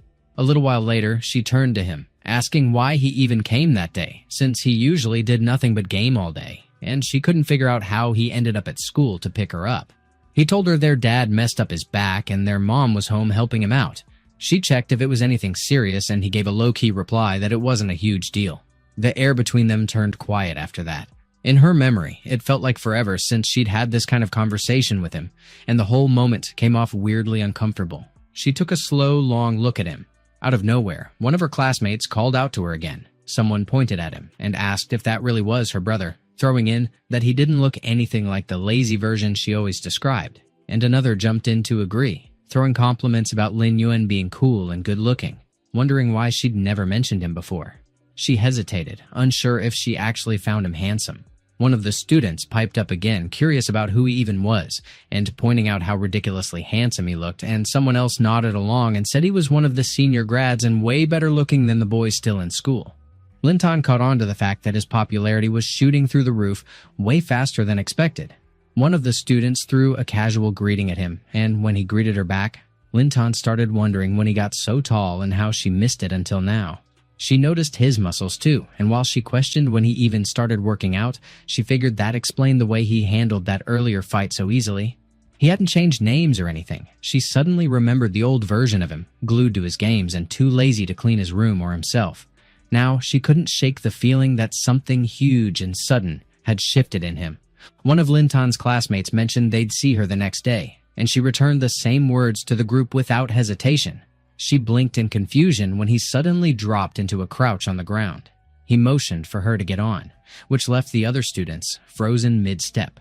She waved it off, said she'd walk on her own, and tried to puzzle out what he was doing, while quietly wishing nobody would carry her like that in front of everyone. Then he tugged her, which threw her off balance. She started to object, but he pointed out that everyone else was already gone, and if she couldn't walk, there was no need to tough it out. He brought up the moment earlier when she got pushed and twisted her ankle, asking if that's what happened. She stared, trying to figure out when he even picked up on that. A short while later, Lin Yuan returned and casually announced their arrival, and Lin Tan greeted their dad and mom without missing a beat. Their parents traded quiet glances. Their father eventually responded, saying the important part was that both kids had made it home. After dinner, Lin Yuan was at the sink doing the dishes. Their mother nudged Lin Tan to pay attention and asked if he didn't seem like a whole new person now. Their father chimed in and mentioned he cooked sometimes, and other times he brought home new appliances, which left Lin Tan blank. Their mother smiled and said the sibling bond looked just like it used to in their childhood, way better than before, and she wanted to know if that was true. Lin Tan figured he was definitely a strange one, and maybe he really had changed. Lin Yuan announced he had everything wrapped up. He'd already disappeared back to his room. She kept her eyes on the door as it clicked shut behind him. She tried to guess what she was even expecting from him, and figured, yeah, he was still just a shut-in, jobless gamer. Then he caught her off guard by handing her a small bottle of medicine. He told her to use it after showering because it worked wonders. He was already heading off to play, so unless it was something urgent, she shouldn't bother entering his room. She cradled the bottle in both hands. She muttered that it was fine, since no one had any intention of going in there anyway. A faint smile tugged at her lips. He'd clearly heard their mom earlier when she told her to take a look, and her voice drifted back again, saying their bond really had gotten better. But she shifted gears and asked what exactly happened at school earlier, and Lin Tan brushed it off and said she was going to take a shower. He declared that now, all recent household duties were done. He cast a glance toward the VR headset. He announced it was time to get back into the game. His vision shifted as he dropped into the central zones of Winsands. He muttered that they had to track down and drag that rat in. The system pinged him, confirming his entry into Winsands. Moments later, a man cried out to the honored officer, swearing on everything it was all just a misunderstanding. But the officer barked for silence and told him to take those filthy lies and do some soul-searching behind bars. That's when he suddenly froze, the moment Lin Yuan's presence hit him. Then the feeling wavered, and she figured it was probably just her imagination. Lin Yuan was wedged behind a tall pillar out of sight. He figured that patrol units in the street had a sixth sense for sniffing out troublemakers, and judging by his current sin value, he still needed to stay buried for at least 3 more days. That worked out anyway, since now was a good chance to finally go retrieve something he hadn't touched in forever, his old friend. Lin Yuan stepped into the church. Inside, Father Lawrence declared that in the name of the Lord, the darkness rooted in the man's past had been swept clean, and from this moment on, his soul would shine as pure as untouched snow. The holy light guiding his steps as baptism marked the start of a new path. Out of nowhere, Lin Yuan brought up that he came from the charity house for the poor. Father Lawrence froze mid-motion. Lin Yuan explained that he'd heard about a patient in critical condition and had shown up to treat him. Father Lawrence admitted they'd then be counting on him for Knight Doug's illness, and Lin Yuan gave a simple nod. Lin Yuan remembered Doug Wayne as a former knight of the legendary Scorpion Lions, an elite order from the ancient Western Desert Kingdom. Back in his previous life, he'd barely scraped a gold-grade weapon off the man when he was only level 15. He turned to Doug and mentioned he was here to purge the poisons in his body. Doug stared straight at him. He noticed he was only level 10. He scoffed at the idea that someone barely ranked higher than a street patrol mage was going to treat him. His breath hitched, and he coughed up a piece of his insides. Lin Yuan pointed out that the poisons had already begun breaking down his organs from the inside, and if he didn't accept treatment, he wouldn't last past the month. Doug replied that detoxifying his body required a full 1,000 grams of rotted gill fish fat, and if Lin Yuan wasn't afraid of dying, he could take his chances in the muddy clay desert. A system message popped up for Lin Yuan, confirming that he'd triggered Doug's request and asking if he wanted to accept. It was a gold-level quest to gather 1,000 grams of rotted gill fish fat and cure Doug's poison. Lin Yuan accepted without hesitation. Meanwhile, in the muddy clay desert, human skulls bobbed across the muddy surface. A pack of rotted gill fish swam through the sludge. They were level 15, and the players trying to take them down weren't ready for what hit them. The party leaders shouted for everyone to brace themselves, warning that the monsters had razor-sharp teeth and couldn't be allowed to land a hit, and told them to strike. One party member groaned about a sore back. A fish whipped its tail to launch an attack. The leader ducked just in time, but the rest of the team weren't so lucky and got tossed into the swamp. The moment they hit the water, the fish closed in fast, and their cries for help shot up. The fish triggered its tailweave leap skill. Another let out a booming roar and shoved the leader backward. The leader stumbled, thrown off balance. The fish surged forward and opened its jaws wide to devour him. In that instant, he figured this was the end. He shut his eyes and braced himself, ready to die, but Lin Yuan showed up. Lin Yuan caught him by the collar mid-fall. He told him not to get in his way. Then he launched himself forward, still gripping the guy's collar tight. The fish flinched under the crushing force of his aura. Its head burst into pieces. Lin Yuan scoffed as he hit the ground clean. The leader stared at him, completely lost. The leader checked if he even made it out alive. He waved Lin Yuan off, told him to wait up. Lin Yuan blew right past him without a glance. The leader pointed out that he was the same so-called great hero from earlier. Meanwhile, Lin Yuan pulled together Spirit Flame magic mid-leap.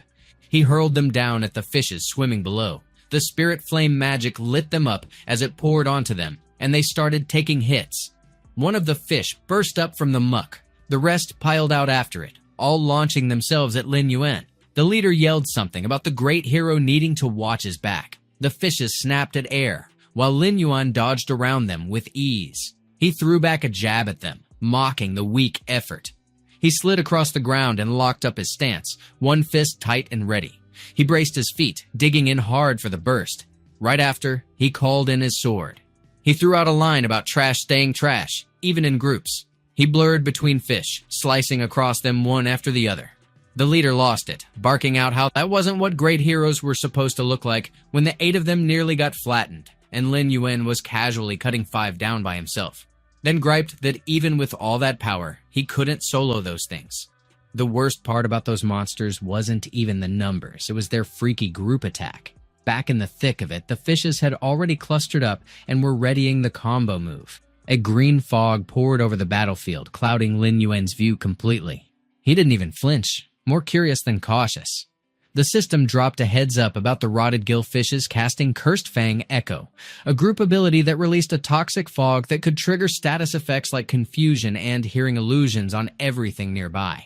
Lin Yuan brushed it off, unimpressed, already decided he wouldn't fall for it in this life. He called out for the giant wolf and told it to rise. The order was to use Howl of the Hungry Wolf. The giant wolf let out a thunderous cry and the system flashed that the attack landed and the rotted gill fish got slammed with dizziness. Lin Yuan activated the Awakening Mask, a one-shot shield against the fog's poison. He shifted into a low stance, ready to burst forward. Then he bolted in. He threw down a call for their deaths, no holding back. The system rang again, confirming a hit to a weak spot. He slashed through once more, and the system popped up with the same critical strike notice. He snapped out another cold verdict and pressed in. The fishes screamed through the pain as another alert from the system signaled another direct hit. One of them tried to crawl away from behind while Lin Yuan stood tall over the remains. Lin Yuan tossed a final taunt about it being way too slow. Since they loved wallowing around like filth, then they could rot in that filth for good, where scum belonged. He flung his sword at it, and it went off in a massive blast. The leader called it amazing, though the mage beside him muttered that dropping their guard now would be stupid. They turned to watch, since the enemy was already moving in. Lin Yuan gave the order for the Thunder Scorpion to launch an attack. The creature responded by unleashing its Crystal Thunderstorm skill. Those thunder bullets slammed into the mud with sharp crackling force. Buried fish took the hit full on in a messy, targeted bombardment. Some shots only skimmed across their skin with shallow sparks. A few struck mouths dead on, though none punched deep enough to finish the job. One of the players grumbled that it was useless, that the gap in level and numbers made a clean sweep impossible. Lin Yuan suddenly vaulted off the corpses and strode straight toward them. He demanded to know who claimed he planned on killing them all. He yanked his hood over his head with zero hesitation. At the same moment, the leader frowned and questioned what exactly was going on, while another player pointed out that based on how the scorpion aimed, it only targeted the female fish's bellies. They all turned again because now the male fishes had started going at each other. The player just blinked, lost for a second. In the muck, chaos broke loose as the fish turned violent on their own. Lin Yuan understood that when female rotted gill fish died or laid eggs, they released a thick, sticky fluid. That stuff drove the males into a frenzy to defend the eggs, so they'd just start tearing each other apart. He made it clear that this was exactly the instinct he'd chosen to exploit. Suddenly, a massive rotted gill fish burst out of the sludge. A player shouted out a warning to their great lord. Lin Yuan didn't even flinch, even as the creature rushed him open-jawed. One of the players wondered aloud if this one was female too, and how it got that massive if so.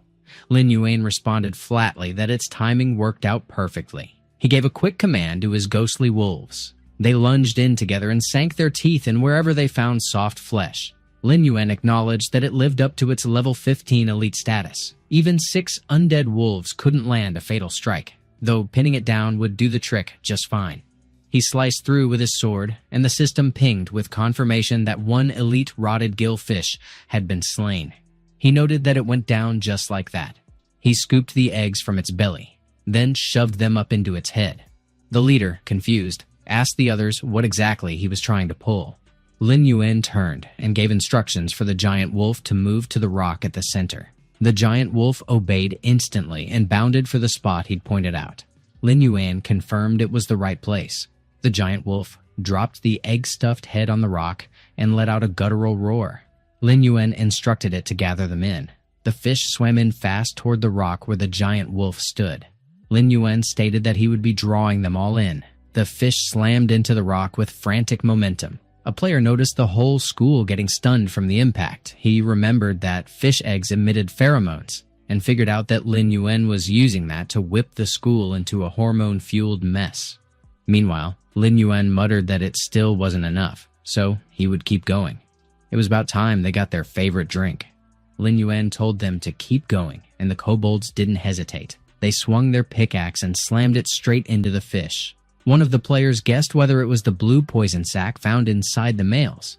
Lin Yuan confirmed it, explaining the blue poison sac inside the males acts a lot like capsaicin, and the poisonous gas and rank odor it released would instantly trigger danger signals in nearby fish.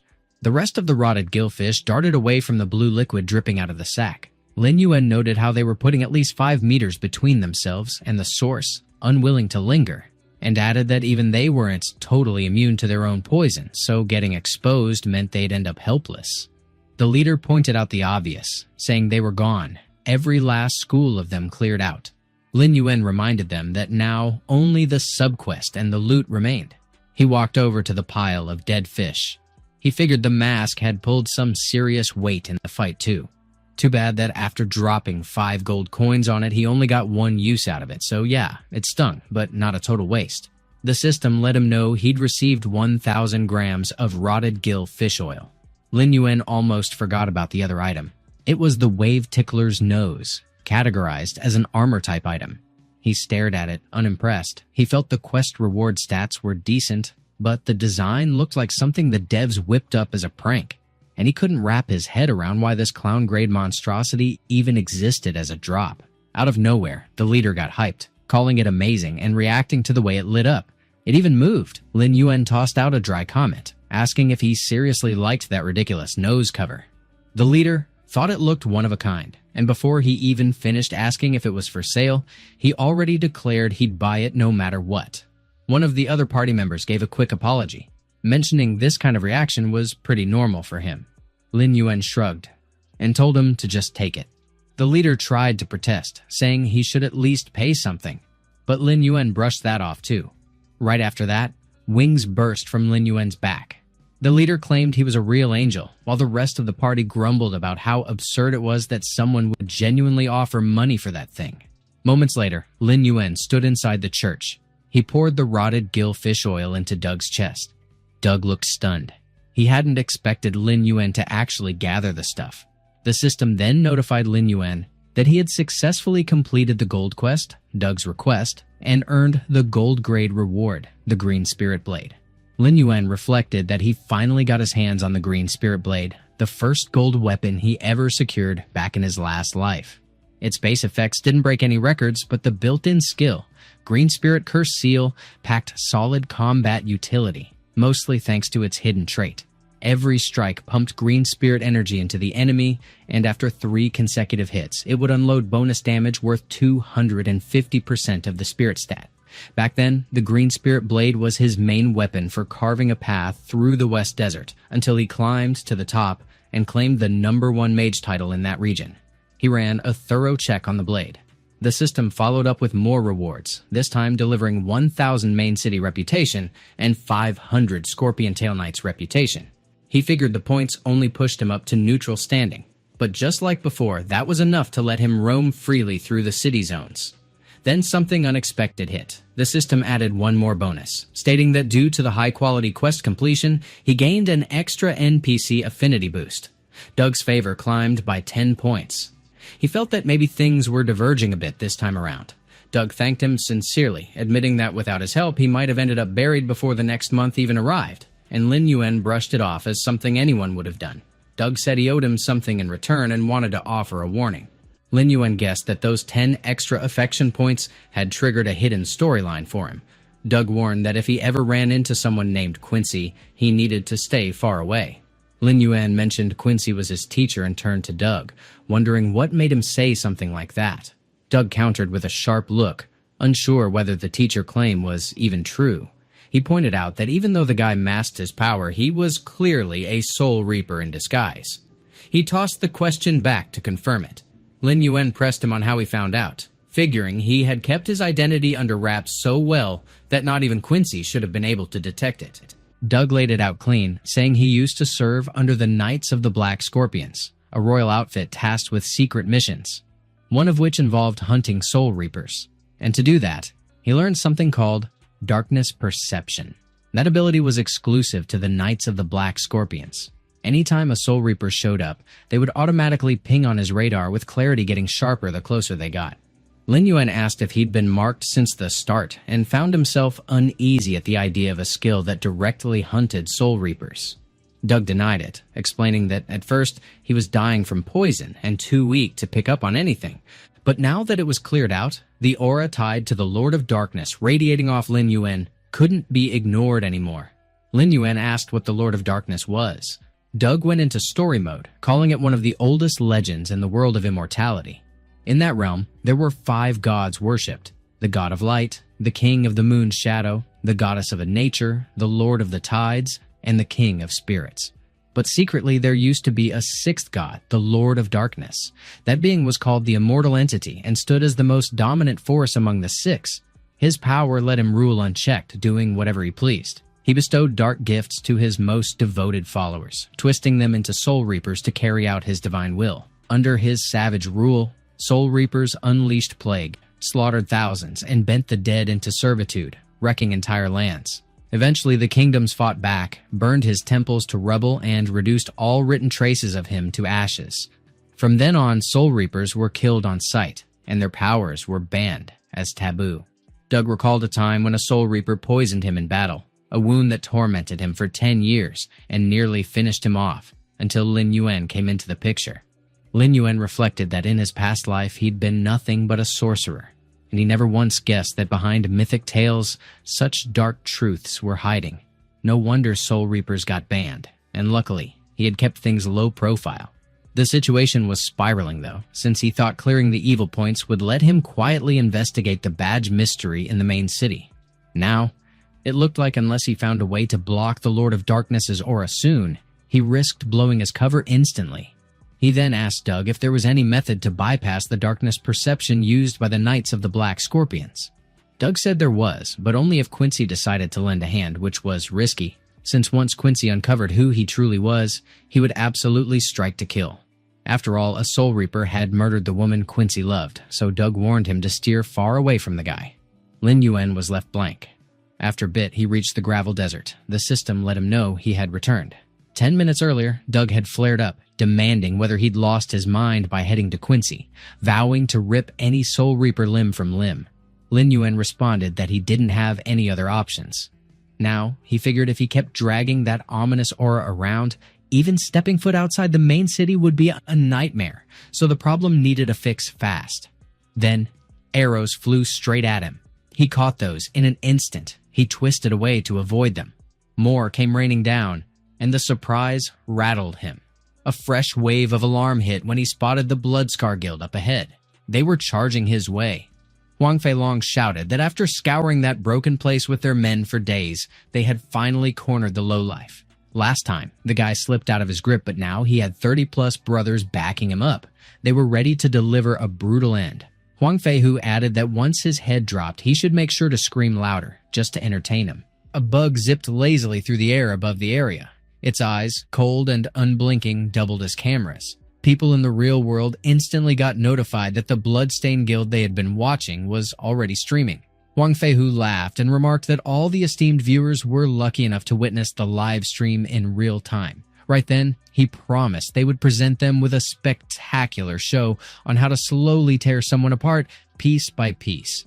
The current viewers spiked, climbing sharply from 88 to 212. In an office, one of the workers muttered in disbelief, asking if the Bloodstained Guild had really started streaming again. A viewer pointed out that it was over 30 against 1 and pressed to know who that poor unlucky soul was to get tangled up with those bastards.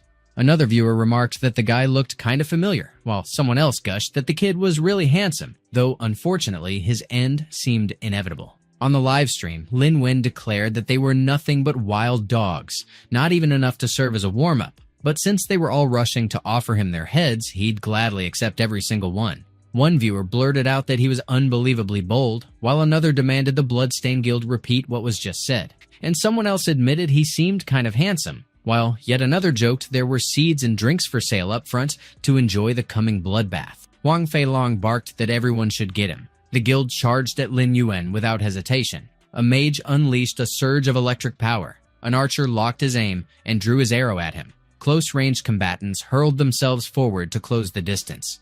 The system chimed, notifying him that the Sucker Punch judgment was in effect, and during the counterattack duration of 15 minutes, killing attackers wouldn't add to his sin points. He scoffed that 15 minutes was plenty of time to kill all of them over 3 times. Then he called out to his undead legion, ordering them to come out and take a walk. His summons emerged from the void, roaring with a ferocity that rattled the air. He dismissed the mage's electric display as nothing more than sparks and challenged them on daring to call it thunder. Then he ordered the Thunder Scorpion to poison them. Huang Feilong demanded everyone's attention, commanding all warriors to fall back and form a shield wall while mages focused their fire and rogues and archers were to start skirmishing. They lined up swiftly in formation. The mages slammed their staffs into the ground. They invoked Reinforce. They pooled their electrifying energy into a single pulsating staff. One mage screamed as he channeled the gathered energy straight into the undead. Blinding bolts of lightning exploded through the battlefield. The undead legion staggered under the impact. Huang Feilong immediately ordered the archers to fire their arrows. The undead legion took another brutal hit. The current viewers dipped to 168. One viewer scoffed, asking if they were right in thinking those summons were nothing more than cake for an elite squad of level 7 or 8. Another announced they were leaving. Another sneered that it was just another newbie trying to show off. Someone else declared the betting pool open, and another urged everyone to bet on how many minutes the kid would last. Back in the fight, Huang Feilong spat that it didn't matter if Lin Yuan could summon the undead because even if he summoned that thing from last time, under their relentless assault, it would still end up as a pile of rotten meat. And Huang Feihu chimed in that he would perish that day. But Lin Yuan tilted his head and asked them if they really believed that. Huang Feilong demanded to know if he was actually smiling. One of the viewers cursed suddenly, demanding to know what was happening. The sand beneath the mage's feet started to shift unnaturally. They faltered, confused, and then the ground exploded as sand burst upward toward them. Screams ripped through the formation as they called desperately for help. The warriors tensed instantly, unease crawling over them. Out of nowhere, a kobold erupted from beneath the sand. The mages shrieked as one after another got smashed by vicious strikes. Someone yelled that it only took one hit and urged everyone to retreat quickly. The warriors screamed as more kobolds clawed their way out and tore into them with wild ferocity. Huang Feihu froze, horrified. Huang Feilong stiffened, alarmed. The viewer count skyrocketed to 302, and one exclaimed that it was an underground ambush. Another questioned if the undead were coordinating attacks too. Someone mocked whoever claimed they were just a piece of cake to come out and get beaten. Another jeered about who had bragged earlier about tearing him apart, and another laughed that the ground was now littered with their pieces. One of the mages warned everyone to watch out, saying the wounds were poisoned and they needed to purify first before healing. But their warning ended abruptly as they were blown to bits. Lin Yuan directed his crushing aura straight at them and detonated them into nothingness. A ripple in space warped open behind Lin Yuan. Without sparing a glance, he lunged backward and drove his sword straight into the distortion. The rogue blurted out, demanding how he knew. Lin Yuan remarked that he wasn't dumb enough to miss someone trying to go invisible on shifting sand. Meanwhile, the guild muttered grimly that the undead were unbelievably strong. The front line had already collapsed, so they warned everyone to pull back. Huang Feihu exploded in fury. He spat curses and barked that Lin Yuan was useless trash. He vowed that he would cut him down himself. Lin Yuan locked eyes on him, then he curled his lips into a smirk as his sword shimmered into his grip. He taunted him to give it a try. With a flick of his hand, he unleashed the Azure Soul Curse seal. Huang Feihu faltered when a ring of grinning skulls erupted around him. He demanded to know what the hell that was. His body seemed to hang stiff in midair, locked within the skull's grip. Lin Yuan blurred forward and slashed with Seaver. Huang Feihu slammed onto the ground. Lin Yuan touched down right after him. Huang Feilong stood frozen, staring as his guildmates screamed for help and thrashed uselessly. He wondered if his mind was playing tricks on him. Lin Yuan felt like a completely different existence, even though only a few days had passed since they last crossed paths. Just by standing there, he radiated the dread of a demon clawing up from hell. Lin Yuan's gaze shifted toward him. Huang Feilong begged him not to kill him. Lin Yuan wrenched his sword free from a guild member's lifeless body. He stalked toward Huang Feilong. He promised it was his turn to savor despair. He hurled his sword, driving it straight into his head. He declared that it was over. Then the sharp hum of a flying bug caught his ears. He spotted it circling, spying on him. He muttered that he almost forgot about it. The bug detonated into shrapnel a moment later. He murmured that silence had returned. Elsewhere, back on planet Earth, Huang Feihu sulked inside a lavish mansion. One viewer on the stream cursed and demanded why the boss blew up the surveillance bug. Another asked if anyone knew who the boss even was, while someone claimed they did. They insisted he was the same one who killed the giant death wolf, and that they'd seen it happen firsthand. Another pressed to know where the boss was now, saying they wanted to meet him face to face. Someone guessed he was in the gravel desert, and another mentioned that the mercenary guild had already issued an S-class invitation.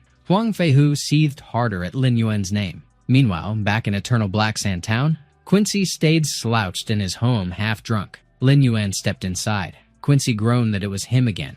He wasn't teaching today since the coin for wine was already settled, but Lin Yuan replied that he came to talk, canceling his profession concealment in the same breath. The forbidden mark of his Soul Reaper identity flared into view instantly. Quincy stiffened and blurted out if he really was a Soul Reaper. Quincy unleashed his energy and drove it into the shattered jars of wine, twisting the shards into deadly weapons aimed straight at Lin Yuan. But Lin Yuan dodged every flying fragment with impossible precision. Quincy blinked hard, rattled by the sheer speed he'd just witnessed. Before he could process it, Lin Yuan was already right in front of him, sudden as a ghost. With a sharp swing, he shattered the remaining shards in a single strike, the fragments raining harmlessly to the ground. He leveled his sword at Quincy without hesitation. Quincy froze where he stood, his breath locked tight in his chest. Lin Yuan told him it was time to talk calmly. Quincy demanded to know exactly what he wanted.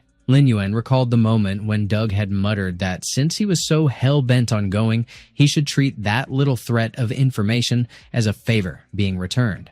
Once, when the Dark Lord's arrogance had swelled unchecked, countless worlds had collapsed into endless despair. To uphold justice, a fierce battle erupted between a Soul Reaper, Quincy, and his wife. After brutal bloodshed, the Soul Reaper fell, and his wife, desperate to save the gravely wounded Quincy, succumbed to the curse of the undead. Her soul became tainted by darkness, twisting her into a beast stripped of memory, condemned to eternal torment without salvation. The only way to end the curse and free her was to destroy her corrupted soul with his own hands. But ever since that battle, Quincy's wounds had left him too broken to even grip his sword properly. Everyone assumed he'd waste away in drink and despair, drowning himself to numb the grief. But one day, he stunned everyone by announcing a mysterious quest. He promised that anyone who stood for justice and managed to save his wife would earn the treasures he had amassed over his lifetime. And for the Soul Reapers, he offered the key to decipher the Dark Perception, a secret treasure taken from the fallen Soul Reaper's body. He'd intended to use those spoils as bait, hoping both to free his wife and exact vengeance on the remaining Soul Reapers for their blood debt. Yet out of the 158 who had accepted the quest, not a single one had survived. Back in the present, Lin Yuan pressed Quincy to explain what the quest truly was.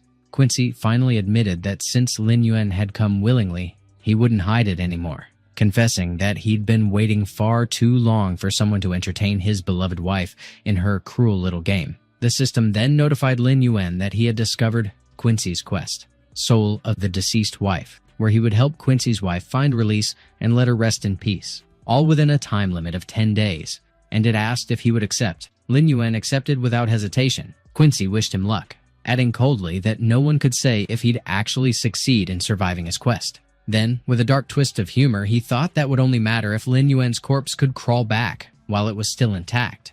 Moments later, Lin Yuan arrived at the northern edge of Black Sand Town, standing before the shadowed gates of the mourner's sanctum. He walked into the gloom, his boots crunching softly against the cold stone of the corridor. He drank a night vision potion, letting its effect sharpen the darkness. Soon after, he summoned 2 kobolds, their torches hissing softly as they took point, while the thunder scorpion guarded his rear. He knew the mourner's sanctum stretched across 5 sprawling floors, serving as the resting place for every NPC who died in Black Sand Town. Without warning, a zombie clawed its way out of a coffin and unleashed a feral roar. Lin Yuan didn't even flinch as the thunder scorpion lunged and tore it apart effortlessly. He noted grimly that undead like zombies, skeletons, and ghosts wandered these halls at random intervals. Each floor grew more dangerous than the last, the first filled with low-level zombies from levels 1 to 3. The second floor crawled with skeleton monsters between levels 4 and 6. The third floor swirled with ghosts, their levels ranging from 7 to 9. As for the fourth, it belonged to the ghouls, merciless beasts at level 10. The kobolds halted before the portal, waiting silently for his command. Lin Yuan exhaled and told them it was time. They would break through the first 4 floors in one go. Lin Yuan finally reached the 4th level of the mourner's sanctum, his steps cautious as he eyed the dim expanse ahead with sharp wariness. He kept scanning the shadows, tense, before muttering that he thought he heard something deeper inside. A ghoul suddenly skittered sideways and activated its wall running without warning. Almost instantly, the other ghouls erupted into motion and triggered their suspended rend as if answering some silent call. Dozens of level 10 elite ghouls crowded the narrow passage, their twisted bodies writhing with malicious intent. In unison, they bared jagged teeth and unleashed their corrupting venom bite, venom dripping in viscous threads. Lin Yuan clenched his jaw and declared that it was time to attack. His undead thunder scorpion reacted immediately, activating its earth-rending pincer with a sharp grinding snap. The beast darted forward with shocking speed and lunged into the horde without hesitation. Its heavy tail lashed out in a wide arc, striking multiple ghouls at once with bone-crushing force. Lin Yuan spat out that they should just die already. He surged forward like a storm, slicing through one ghoul after another with relentless precision. The air filled with raw, guttural screams as he passed through them, his strikes leaving nothing but carnage behind. By the time he charged past, the ghouls behind him had been shredded into pieces, their bodies collapsing into bloody heaps on the cold floor. Only one survived the slaughter, dragging itself across the ground and crawling desperately toward him. He frowned and muttered that he almost missed that one. The system's voice rang out coldly, congratulating him for leveling up to level 12. He noted with some surprise that it was faster than he expected. Too bad, though, that dark summoning could only revive and control corpses and had zero effect on wandering spirits. Then, without warning, a dense, oppressive dark energy swirled into existence right behind him. He stiffened instantly, alarm flashing through him as he noticed the shift. The dark energy coalesced before violently releasing a concentrated beam straight at him. He reacted on instinct, swinging his sword in a clean arc and splitting the attack in half. But to his shock, the severed dark beam didn't dissipate. It curved around him and swirled like a living thing. In the blink of an eye, the dark energy consumed him whole. Moments later, he was violently expelled into a strange altar. The sensation disorienting but brief. The dark energy spat him out, and he landed hard but steady, managing to plant both feet firmly on the cold stone floor. He immediately scanned his surroundings, alert and ready for whatever came next.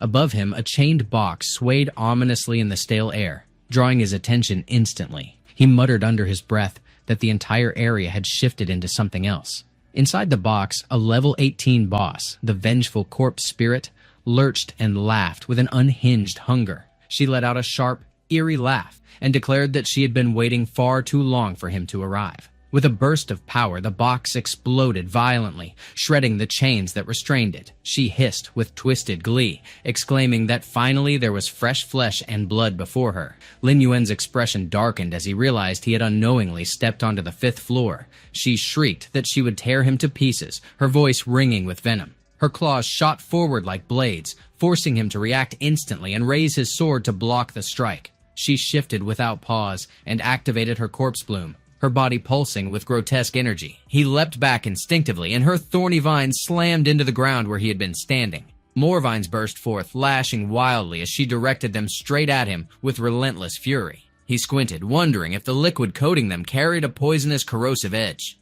His grip tightened around his sword, both hands locking into place with grim determination. He growled that an attack like that was useless against him. With a single brutal swing, he unleashed a powerful strike, slicing through all the vines in one sweeping motion.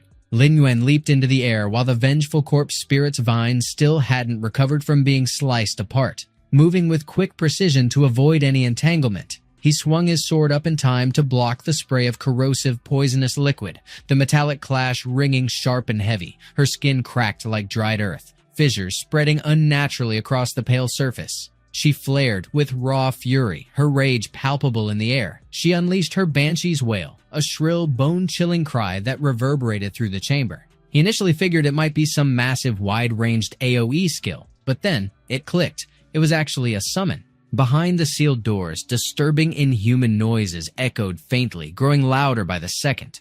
Heavy rhythmic banging slammed against the doors, rattling them violently. Lin Yuan's pulse spiked as unease churned in his chest. Without warning, a skeletal hand shattered through the door's rotting wood, claws scraping against the frame. He tensed up instantly, nerves tight, bracing himself for the nightmare to come. He considered grimly whether these could be the buried NPCs of Black Sand Town clawing their way back.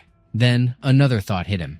Besides the original townsfolk, every challenger who failed Quincy's quest might also be trapped here beneath the soil. He cursed under his breath and demanded if she intended to resurrect them all. Skeletal monsters screeched hideously as they dragged themselves free from their graves, bones clattering together.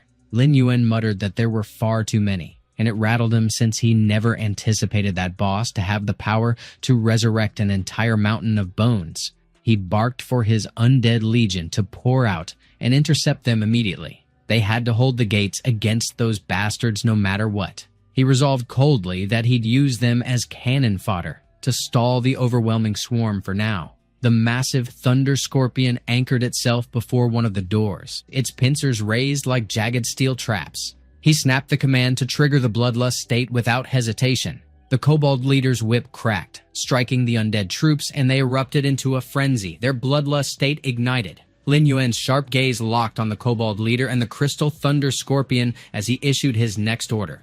Both were to launch an all-out attack without holding back. The crystal thunder scorpion lunged forward, unleashing its earth-rending claw with destructive force. At the same time, the kobold leader hurled himself forward, swinging down its heavy strike like a warhammer. The vengeful corpse spirit retreated sharply, springing backward to evade the deadly blows. But then, the ceiling groaned and split apart, chunks of stone crashing down in an avalanche. She froze for a moment, startled by the sudden collapse overhead. Enormous rocks rained upon her, but they phased straight through as though she weren't even there. Lin Yuan's breath caught in surprise, his mind racing. He pieced it together. Wandering spirits belonged to the ghost-type monster family, meaning their bodies could slip through structures and they were immune to nearly half of all physical attacks. But he reminded himself sharply that ghost types also suffered double damage from magic assaults.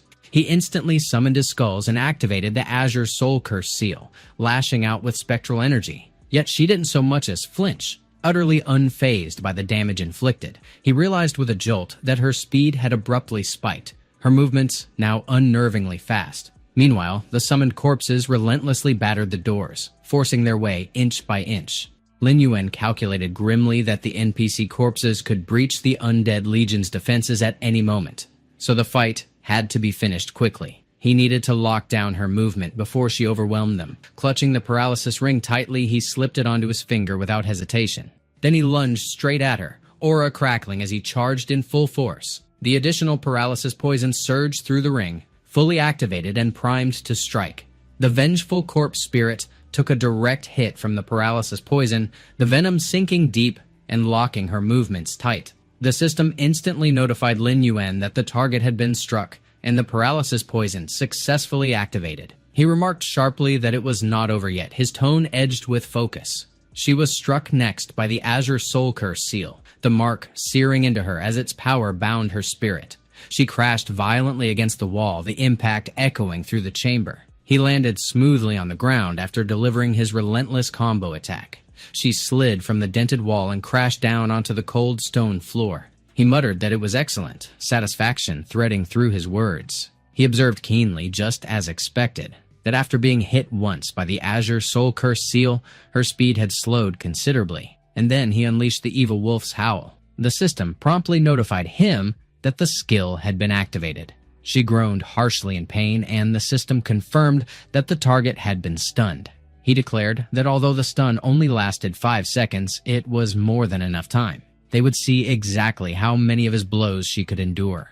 Although his strikes were small, she suffered continuous successive damage from every one of them. She grew enraged, biting her lip hard until it bled. She then screamed furiously as her overwhelming dark aura burst outward, leaking into the air. The system abruptly warned him that the boss had activated the corpse explosion art. The corpses piled behind the doors exploded in a brutal chain reaction. The undead legion was engulfed in the devastating blast. A few moments later, the dust from the explosion began settling, clouding the wreckage. Lin Yuan had used his undead legion to shield his body from the deadly blast. He realized grimly that it was indeed the corpse explosion art, and that the monster had intended to detonate the NPC corpses directly to destroy the entire tomb chamber. Among his undead legion, only 3 remained, marking a heavy and costly loss. He then strode toward the vengeful corpse spirit, determination solid in his steps. He stated flatly that it was time to finish her off. She should vanish completely. He channeled his Azure Soul Curse seal again and launched another crushing attack against her. She screamed in despair and shouted no as the strike tore through her. The system instantly notified him that she had entered a near-death state and her HP had already dropped to 300. Her HP continued plummeting to 200, then 30, until it reached nothing. Her body was obliterated entirely and it vanished into nothingness. The system congratulated Lin Yuan for slaying the vengeful corpse spirit and informed him that he had gained 800 experience points. He landed softly back on the ground, his chest rising with exhaustion. He asked faintly if it was finally over. Suddenly, he noticed soul fragments gathering silently behind him, forming a gentle glow. A mage appeared, thanking him and addressing him as a brave human. She was Quincy's wife, and she smiled at him bitterly, her sorrow lingering in the air. She handed him an item with trembling hands before fading away completely. The system announced that it was the Ethereal Ring of Love, a quest item that could not be dropped or sold. The very engagement ring Quincy had once given to his wife, a symbol of their enduring love. He wondered with mild frustration if that ring was truly the only reward for killing such a boss. Suddenly, a skill book materialized in front of him, glowing faintly. He stared at it, intrigued, and asked curiously what it was. Lin Yuan figured he didn't expect that the corpse explosion art used by the vengeful spirit turned out to be a skill exclusive to Soul Reapers. He wondered if maybe it was because the one who sealed her before had been one of the Dark Lord's trusted confidants. The system then notified him that the skill book was being automatically recorded straight into his memory. He gladly accepted the shiny new skill without hesitation. The system reported that the corpse explosion art was at level 1, allowing him to detonate a single corpse, causing fire damage to nearby enemies equal to 20% of his HP. He figured that although the skill burned through corpse supplies, its effect on both attack power and range turned out unexpectedly good, which gave him a pleasant jolt of surprise. The next day, Lin Yuan made his way back to Black Sand Town. Quincy pressed if it was the engagement ring he'd given her back then. He explained that sealed spirits carried no memories, and only after being freed would they regain them and drop the item they cherished most in life. He asked softly if his wife hadn't been in too much pain when she passed, and Lin Yuan assured him she hadn't. The engagement ring gleamed faintly in Quincy's hands as he held it like something impossibly fragile. He recalled the bright smile of his wife as if it were still right there. He admitted that it made him genuinely happy. He never expected that the one thing he hated most, a Soul Reaper, would end up helping him fulfill his deepest wish, and he vowed to keep that favor buried deep within his heart. He then summoned a heavy chest right in front of him. He stated firmly that it was finally time to fulfill his promise. The Crown of Darkness would make his sin value completely invisible, hide his dark aura, and render it undetectable, and it counted as part of the exclusive Soul Reaper equipment that could neither be sold nor destroyed. Lin Yuan figured that although it didn't provide any bonus stats, concealing his sin value and dark aura was exactly what he needed right now. And since he'd already resolved the Manticore Knits problem, he no longer had to limit his movements within the main city. The system then prompted him, asking if he wished to use the Crown of Darkness. He confirmed, without hesitation. A magic circle spun rapidly across his body, and a dark fire swirled around him like a living shadow. He murmured that he finally obtained it and wondered if this meant he'd taken one step closer to uncovering the truth. The next day, the system greeted him upon entering the main city of Wind and Sand. He figured there were countless large and small guilds scattered across the city of Wind and Sand, but the ones that could be counted as real powers were only 10. He wondered faintly if that person could be hiding among them. He admitted that right now he was just another newcomer in Wind and Sand, so breaking into those major guild circles wouldn't be easy. It seemed he'd have to bide his time and look for the right opportunity first. Suddenly, he caught on that someone was tailing him from behind. He immediately slipped into a sharp turn, ducking away from the crowded street. Han Qing rushed after him without missing a beat, but when he rounded the corner, he was stunned to find Lin Yuan nowhere in sight. Suddenly, Lin Yuan's blade pressed coldly against his neck. He demanded to know who he was. Han Qing blurted out that he finally tracked him down. It really was Mr. Yuan.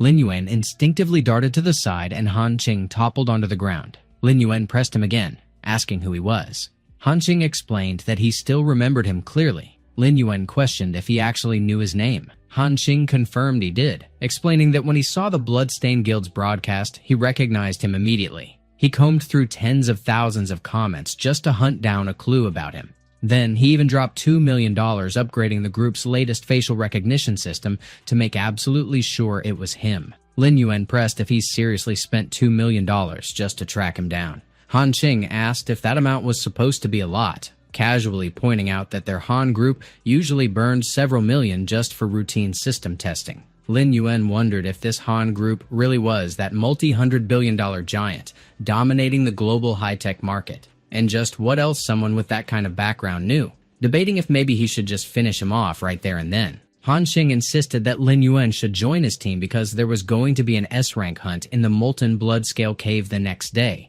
dropping the detail with a tone that made it sound like a big deal. It was mentioned that someone had stumbled upon the lair of a corroded iron hyena, which only added weight to his pitch. But before he could get another word out, he clumsily tripped and smacked the ground hard, leaving Lin Yuan utterly speechless at the sight.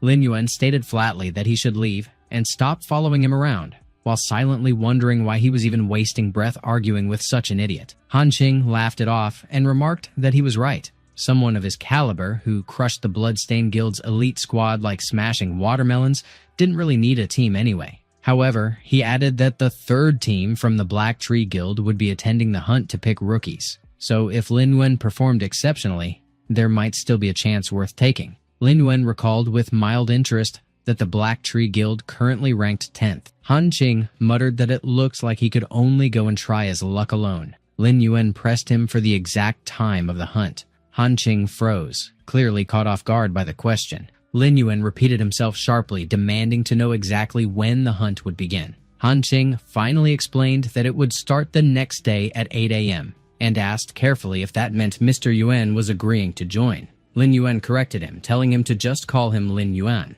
but he added that they needed to make proper preparations before setting off. Han Qing stared at him, visibly puzzled by the sudden shift. A short while later, Lin Yuan arrived at the Vulture Bandits' camp. A thunderous explosion tore through the area, shaking the ground beneath his feet. He muttered that the leader should be somewhere up ahead. Exhaling slowly, he steadied himself and summoned a group of level 12 undead Vulture Bandits. He ordered them to launch a joint attack. Up ahead, a cluster of Vulture Bandits had surrounded their boss, rallying together with fierce battle cries. In a rush of adrenaline, they charged forward with wild aggression. Lin Yuan commanded the undead to strike. The undead Vulture Bandits clashed violently with the living Vulture Bandits, their fight erupting into a brutal frenzy. One of the Vulture Bandits unleashed its scimitar throw skill, aiming the spinning blade directly at Lin Yuan. Lin Yuan didn't even flinch, standing motionless and unbothered. The moment the weapon struck the ground, his figure vanished entirely. The Vulture Bandit froze in shock, unable to process what just happened. Lin Yuan's cold voice rang out as he declared that he would take their souls. The system quickly notified him that he had successfully slain 3 Vulture Bandit leaders. He kept pressing forward, striking them down one after another until the system confirmed 10 Vulture Bandit leaders had been eliminated. When the last corpse hit the ground, the battlefield fell eerily silent around him. But then he paused, baffled, as he looked toward where the boss had been moments ago. He thought the boss had simply vanished. Out of nowhere, the level 19 Vulture Bandit Lord reappeared right behind him. It lunged forward, activating its backstab with lethal intent. Lin Yuan instantly responded by casting his corpse explosion art without hesitation. He snarled that the thing should die. A cold glint flared in his eyes as his gaze flicked sharply over his shoulder. In the next instant, a massive explosion erupted behind him, engulfing the battlefield in fire and chaos. The Vulture Lord screamed furiously as he tore through the chaos, darting away from the explosion with desperate speed. Lin Yuan lunged forward without hesitation, his body moving like a striking shadow. The Vulture Lord staggered when Lin Yuan appeared right before him in an instant, caught completely off guard. He barked out that he should take it. In the same breath, Lin Yuan's shadow gloves flared to life. He snarled that the Vulture Lord should go to hell. The next moment, the Vulture Lord slammed hard into the ground, his body crumpling under the force. The system chimed almost instantly, notifying Lin Yuan that he had slain the Vulture Bandit Lord. As he declared it was finally over, another prompt popped up, congratulating him for reaching level 13. His skill, Curse of Darkness, surged to level 3. Corpse Explosion. Art advanced to level 2. Lin Yuan stood still, his eyes scanning through the cascade of system notifications. He recalled when the system had asked if he wanted to use a skill scroll to upgrade the skill, and he had agreed without hesitation. Back in the present, he muttered that the efficiency wasn't bad at all. He had used a skill scroll once before to boost Curse of Darkness and had pushed it straight to level 3, and now he had managed to elevate Corpse Explosion Art as well. As for his Undead Legion, he figured it was sufficient for now. The system then confirmed he had obtained 130 undead monsters in total. Among them were level 15 Vulture Bandit leaders and the formidable level 19 Vulture Bandit Lord. He paused, wondering if the Vulture Bandit Lord would gain a new skill after being revived. He remembered that when the giant Death Wolf had been revived last time, it had unlocked a terrifying new ability, Wraith's Fury. That thought stirred his curiosity. Could it be that reviving Lord-level monsters always granted them additional skills? It seemed intriguing enough to test. The system interrupted his musing, notifying him that the hunting campaign he had joined would officially commence in 2 hours. A grin curved across his lips. He declared that they should get ready to move out. Moments later, Lin Yuan arrived at the Melted Bloodscale Cave and caught sight of Han Qing's outfit. He immediately questioned what Han Qing was wearing, wondering if he was disguised as a Golden Knight statue. Han Qing explained that he had spent 50 gold coins to commission a master blacksmith to forge that super heavy armor, assuring him that he wouldn't be a burden today. Right then, his belt gave way with a sharp snap. Both of them froze when Han Qing's pants dropped straight to the ground. Speechlessness hung heavy between them. Lin Yuan finally remarked that it was the first time he had ever seen such a segmented armor style. It was undeniably unique. Han Qing countered that the blacksmith had claimed it was the latest design. Suddenly, the visor on his helmet slammed shut on its own. Han Qing panicked, stammering that they should wait because he couldn't see a thing, and pleaded with Lin Yuan to save him. In his flailing, he tripped over another man's foot. His helmeted head smacked hard against his chest plate, making the hinge on his visor snap loose. When his vision cleared, he froze in shock. Standing over him, looming like a shadow, was Zhao Kui, his sharp gaze locked with deadly precision.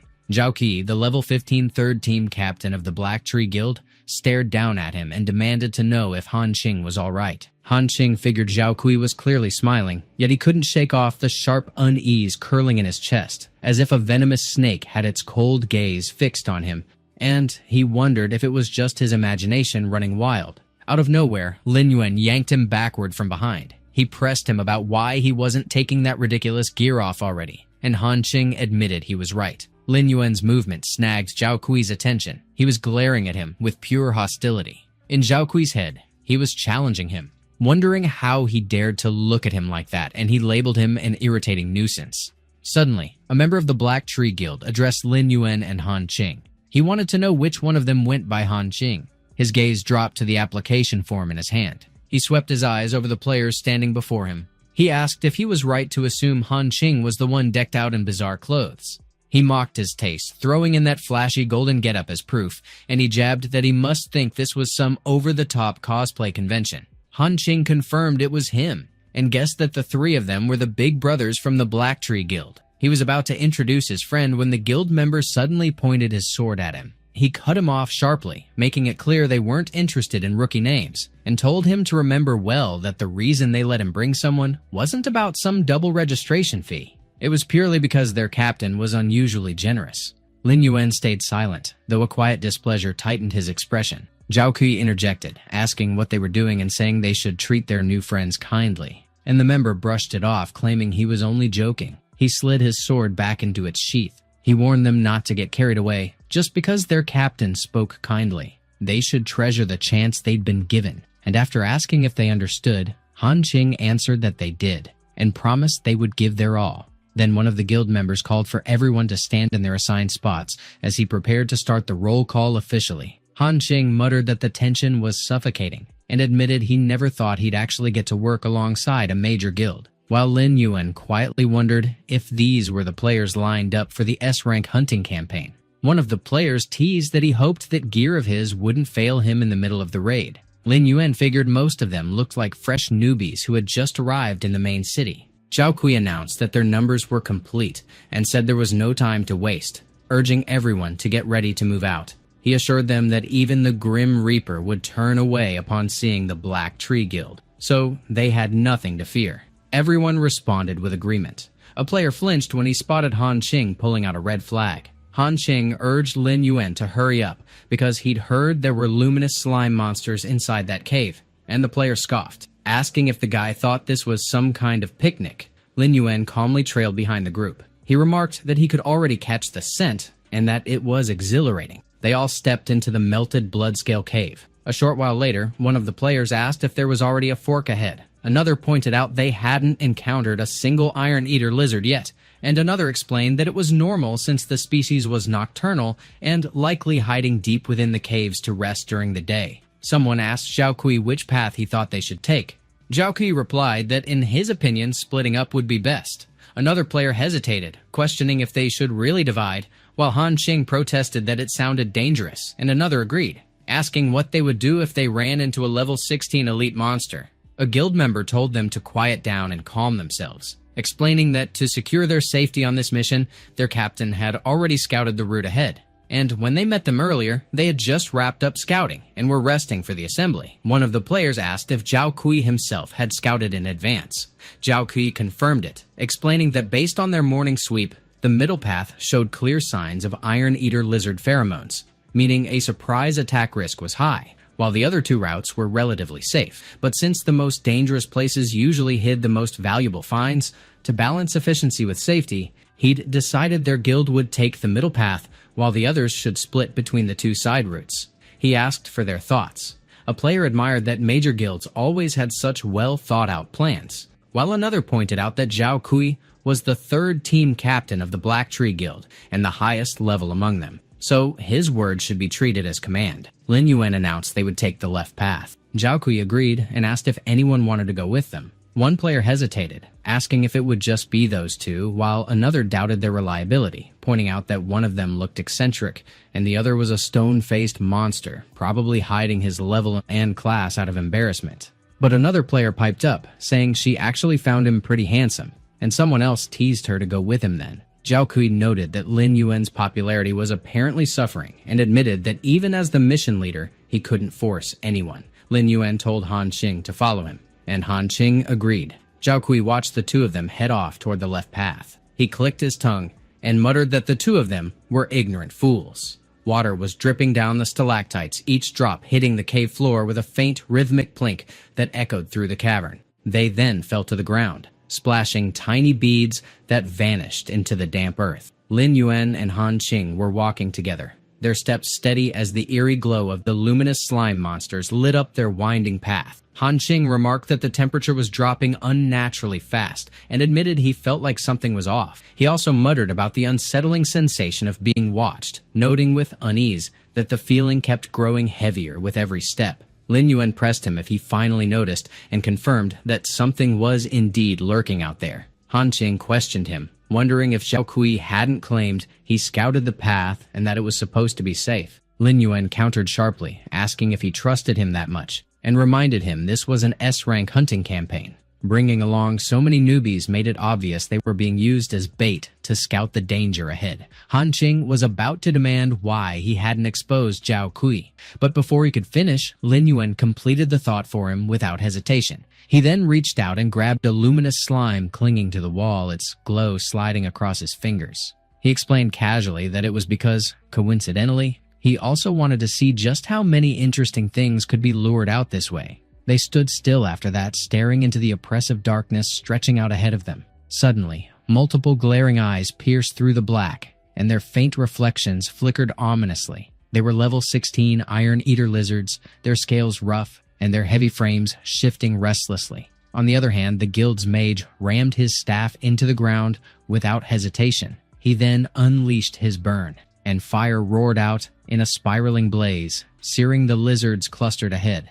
The swordsman guild member stepped forward, swinging his blade in a vicious arc that split another lizard cleanly. He laughed harshly, calling the creatures idiots and urging everyone to attack so they could witness his strength firsthand. He then glanced at their captain, remarking smugly that with those scapegoats drawing aggro and scattering the monster's strength, everything had become much easier, and he couldn't believe they actually fell for the lie about scouting the path. Zhao Kui responded coolly, saying that once most of them were dead, the Iron Eater lizards in the other two caves would also be worn down to the brink of death. That would be when they'd move in, he added, so they could swoop in to reap the rewards and achieve double the results with half the effort. 3 lizards suddenly lunged at him from behind, claws tearing into the air. He scoffed at them, calling them ill-mannered beasts, and while questioning who they thought they were screaming at, he barked for all of them to come at him together. He slammed his weapon against the lizards in brutal succession, each strike reverberating with a sharp, metallic crack. He spat that scum like them should always stay crushed at the bottom of the food chain. Meanwhile, Han Qing glanced sideways, still reeling at Lin Yuan's composure amid the chaos. One of the lizards whipped up its iron tail strike, its tail slicing through the air with lethal force. At the same time, one of the vulture bandits activated its scimitar throw, the curved blade flashing in a deadly arc. Another slipped into stealth and lunged in with a backstab, its dagger gleaming faintly. Han Qing blurted out, asking when Lin Yuan had managed to subdue all those undead monsters again. It was even more jaw-dropping than the previous mud swamp battle, and he couldn't help gushing about how amazing he was. Lin Yuan reminded him if he hadn't mentioned making preparations beforehand that day. Han Qing pressed him further, incredulous that he had subdued all those powerful monsters in less than a single day. The system chimed then, notifying Lin Yuan that he had successfully killed 55 Iron Eater lizards. He remarked dryly that it was already over and their efficiency wasn't bad at all. Han Qing groaned that he was insanely envious and asked when he'd ever be able to reach Lin Yuan's level of strength. Suddenly, he froze mid-sentence, asking what the rumbling was and whether it was an earthquake. He called out toward Lin Yuan instinctively, but then he reconsidered, figuring Lin Yuan was busy at the moment, so he decided it was better to check the situation himself instead because he couldn't rely on him for every little or big thing. He had to be useful too. He muttered that it seemed to be coming from that direction and headed toward the source cautiously. Suddenly, he halted in place, straining to listen. He asked softly if the vibrations had stopped. Without warning, a massive tongue shot out from the ground, coiling upward and smashing into him, sending him flying backward. He was horrified, his breath catching in sheer terror. Han Qing stood there frozen and stared at the gigantic tongue in front of him, completely baffled by the sight. He wondered what the hell that grotesque thing was, his pulse hammering hard. He braced himself instinctively when the tongue lunged straight at him like a whip. He then begged to be saved, panic twisting his voice. The tongue went in for another attack, thrashing violently toward him. He tried to call out for help, but the tongue wrapped tight around his mouth and coiled over his body, locking him in place so he couldn't move or scream. He was then dragged helplessly toward the gaping hole in the ground. He muttered that he was done for, despair settling in fast. Suddenly, Lin Yuan swung his sword in a clean, brutal arc. He remarked that it was just a beast hiding in the bowels of the earth to gnaw on dirt, and he mocked it for daring to show off its tricks before him. Blood spurted violently out of the tongue in a hot spray. He then grabbed Han Qing by the collar without warning. He ran hard and dragged him along, refusing to slow down. A few moments later, Han Qing was doubled over coughing as he addressed Lin Yuan, insisting that thing was definitely a huge monster and they had to hurry before it got out. But the ground suddenly trembled and split apart beneath them. Han Qing exclaimed that it was too late now. The level 20 iron-eating iguana boss roared ferociously, shaking the cavern. Han Qing frantically explained that the mission info said the Molten Bloodscale Cavern only housed an elite-class iron-eating iguana. But this one was clearly a boss-class monster. He apologized to Lin Yuan and admitted that if it weren't for him, Lin Yuan wouldn't have to face such a terrifying monster at that level. So he vowed to hold it off and urged him to pull back immediately. But Lin Yuan simply asked him if that was supposed to be a terrifying monster. He declared that it was his prey. The iguana charged at them with earth-shaking speed. Lin Yuan declared that they should watch closely, and he would finish it. He ordered the vulture bandit leaders to unleash their side throw. They obeyed instantly and hurled their weapons straight at the iguana. But then it activated its iron tail sweep with terrifying force. Their weapons just clanged uselessly and bounced off its tail. Lin Yuan then caught the shift and realized it created an opening. He unleashed his Azure Spirit Seal without hesitation. The iguana shrieked sharply as the strike slammed into it from behind. Lin Yuan then landed lightly on the ground. He confidently stood in front of the beast, unshaken. He spotted burns scattered across its scales. But then, he wondered grimly if the attack had only caused minor burns.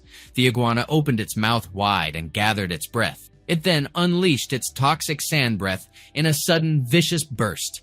The blast exploded right above Lin Yuan. Han Qing shouted that he should watch out.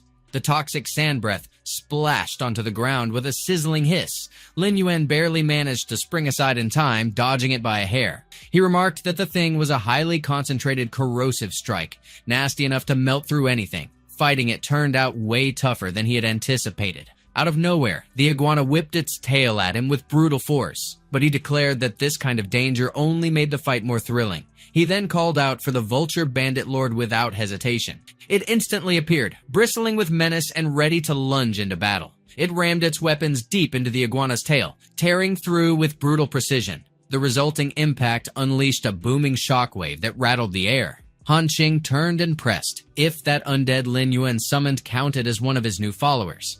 He admitted that the thing was downright majestic. Back in the heat of battle, the vulture darted swiftly behind the massive iguana. It triggered its backstab skill in a seamless motion, but the iguana instantly activated its impenetrable fortress, locking itself down. It retaliated by swinging its monstrous tail with crushing force. Lin Yuan warned the vulture to stay sharp and watch its back. But the creature failed to react in time and got slammed away, smashing hard into the wall. Han Qing commented on its insane reaction speed and pressed if that monster had eyes hidden on its back too. Lin Yuan also wondered aloud if it really did. He quickly retraced and analyzed the iguana's movements throughout the fight. He reflected that lizards had simple eye structures, relying mainly on light changes to sense threats. So if an enemy stayed perfectly still, spotting them became difficult. However, their motion detection was exceptional, and with sharp hearing and smell, they could catch even the faintest disturbance. Some lizard species even had infrared sensors to track body heat. Because of this, their sensitivity to enemy movement paths was vastly superior to that of humans.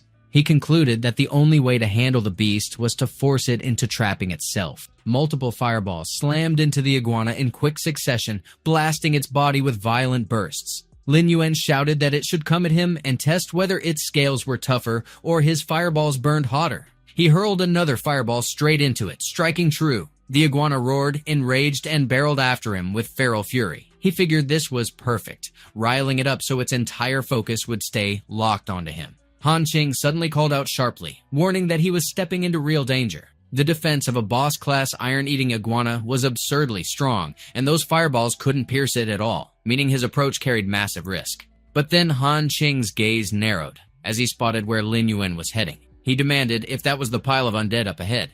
Lin Yuan charged straight toward the undead iron-eating lizards with sharp focus tightening in his chest. He figured it was finally the right moment to strike and refused to hesitate. He abruptly skidded to a halt, dust scattering beneath his boots, before veering off in a sudden sharp turn. The iron-eating iguana faltered, baffled by his sudden change in trajectory. It scrambled to adjust its path, but its heavy body lurched awkwardly, and it stumbled, slamming directly into the cluster of lizards. Lin Yuan mocked it as a big dummy and jabbed if it didn't even know how to stop its own lumbering bulk.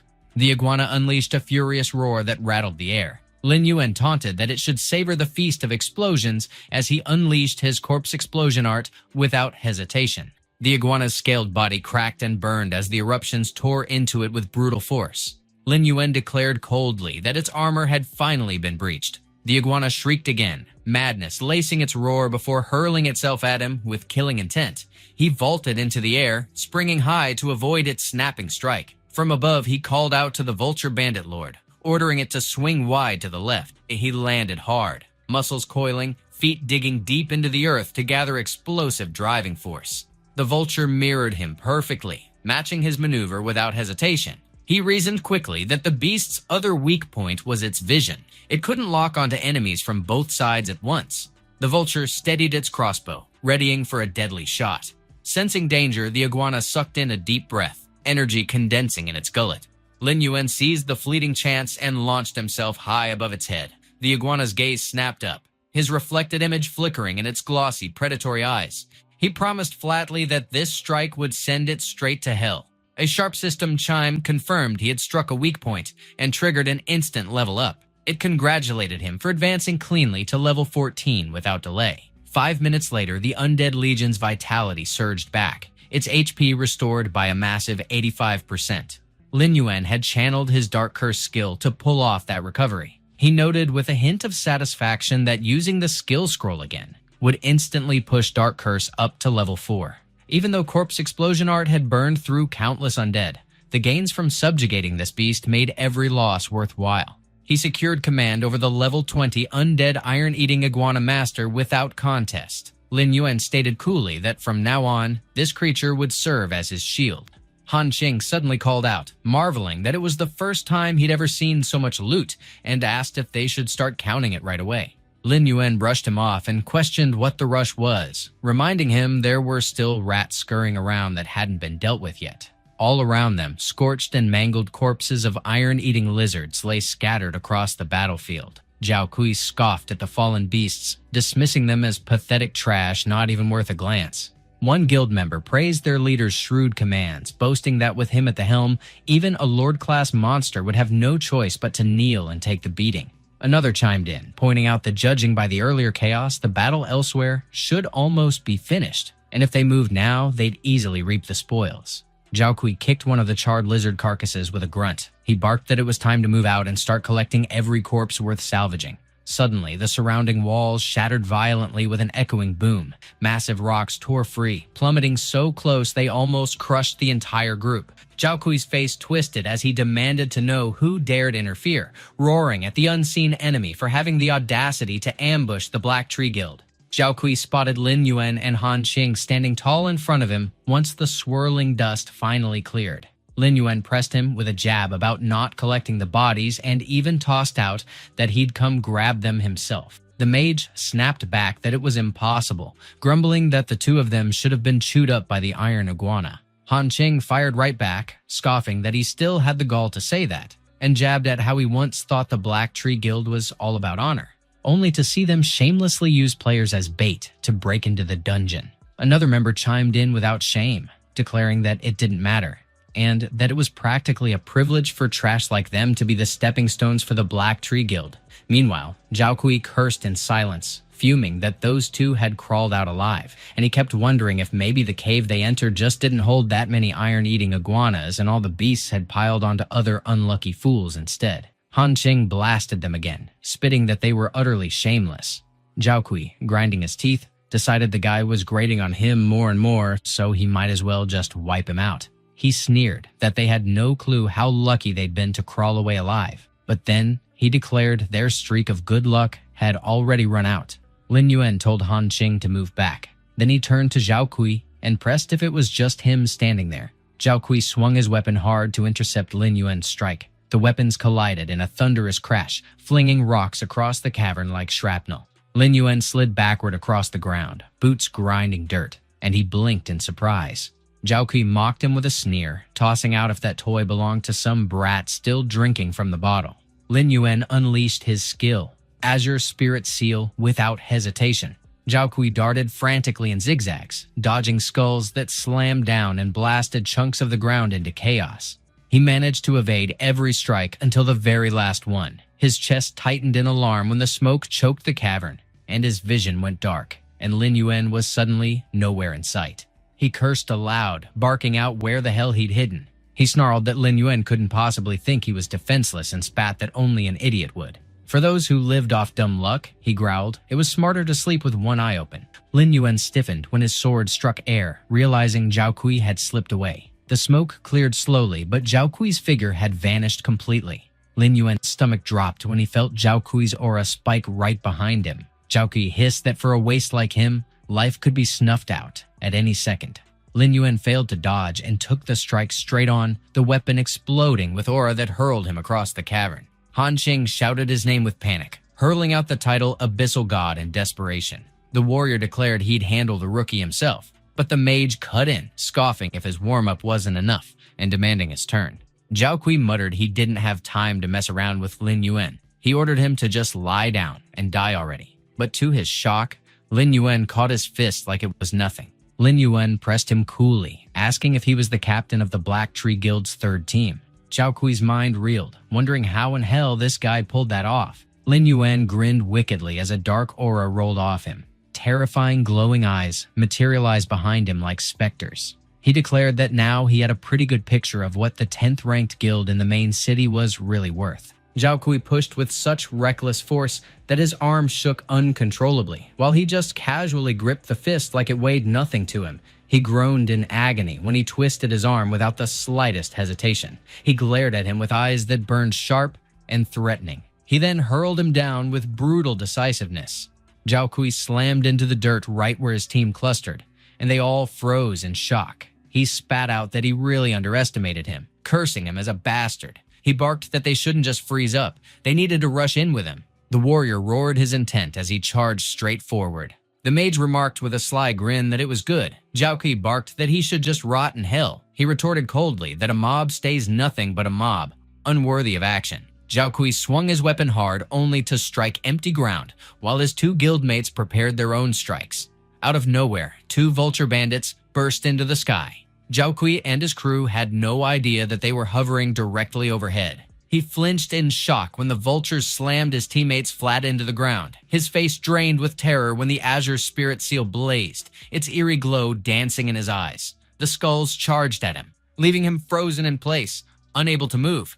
The hit landed full force, blasting him up into the air. He then smashed back down, his face grinding into the dirt. He stood tall in front of him without a shred of pity. Zhao Kui stammered that he should wait, stop right there, and cursed that if he killed him, the Black Tree Guild wouldn't forgive it.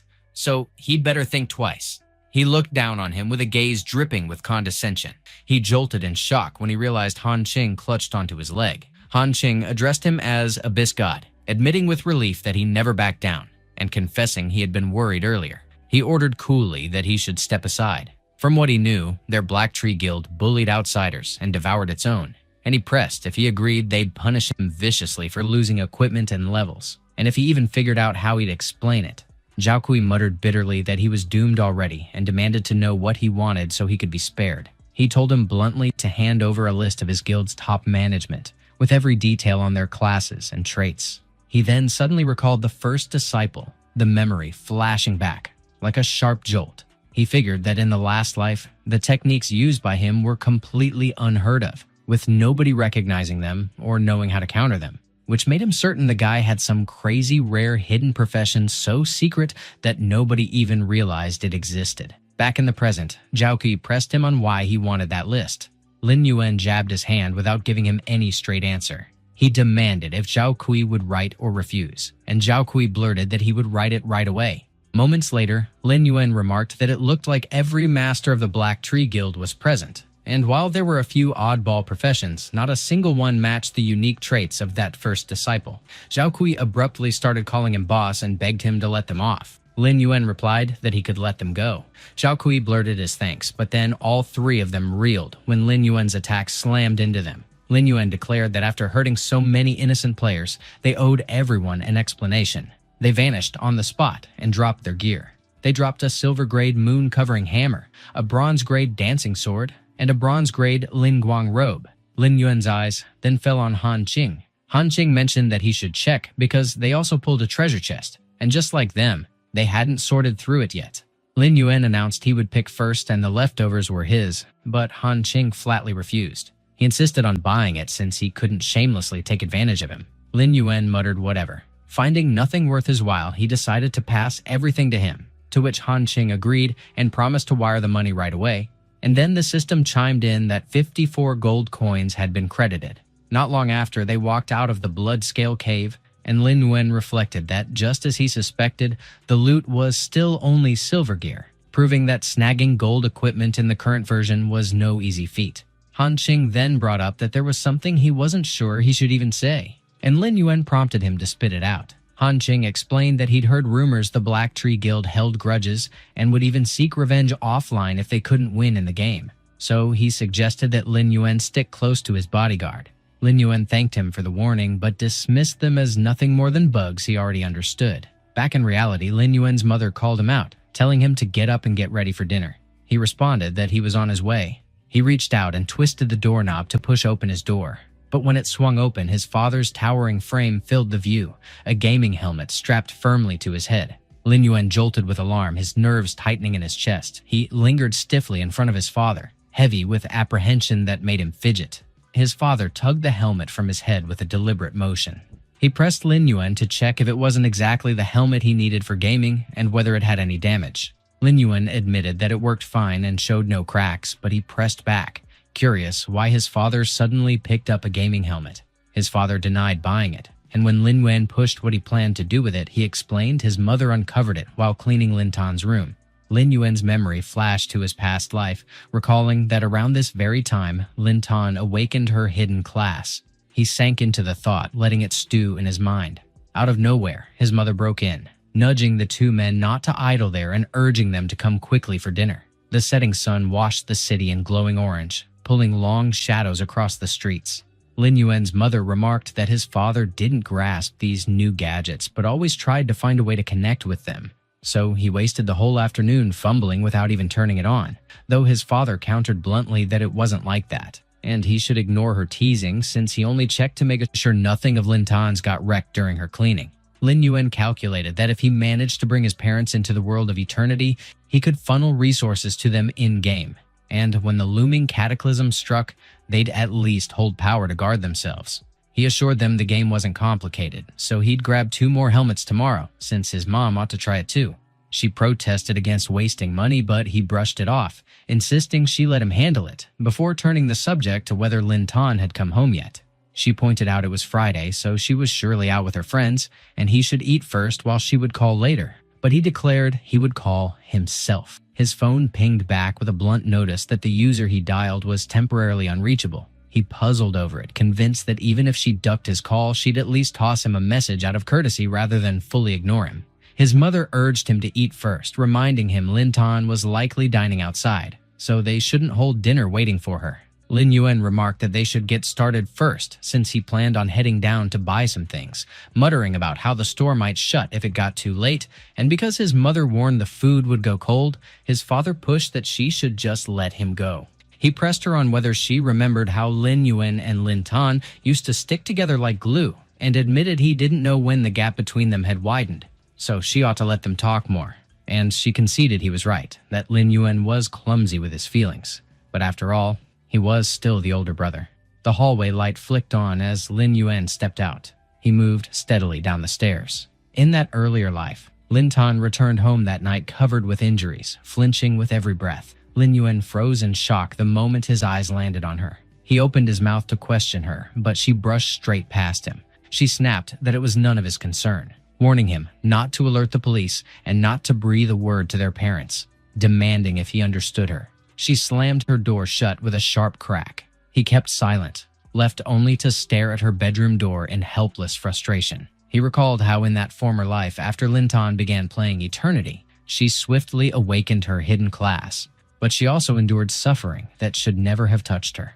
All of it had begun with the sudden rise of that shadowy entity, the System Organization. It was a secretive force created by 9 Heavenly Chosen, and only the Heavenly Chosen held the right to step into the system. Within them, there existed a figure called the Prophet, capable of sensing Heavenly Chosen in reality, dispatching members to deliver invitations into the system.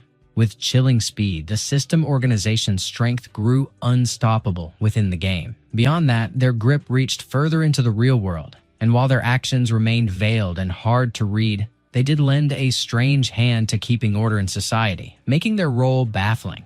After Linton accepted their invitation, she frequently went out on perilous assignments, though she never breathed a word of the System Organization inside their home. He clung to the hope that this time it wasn't them. The door creaked with a drawn-out screech as he pushed it open. He vowed that even if it truly was them, he would never again let her stumble blindly into danger like before. He walked out of the apartment building, his face shadowed with a grim cast.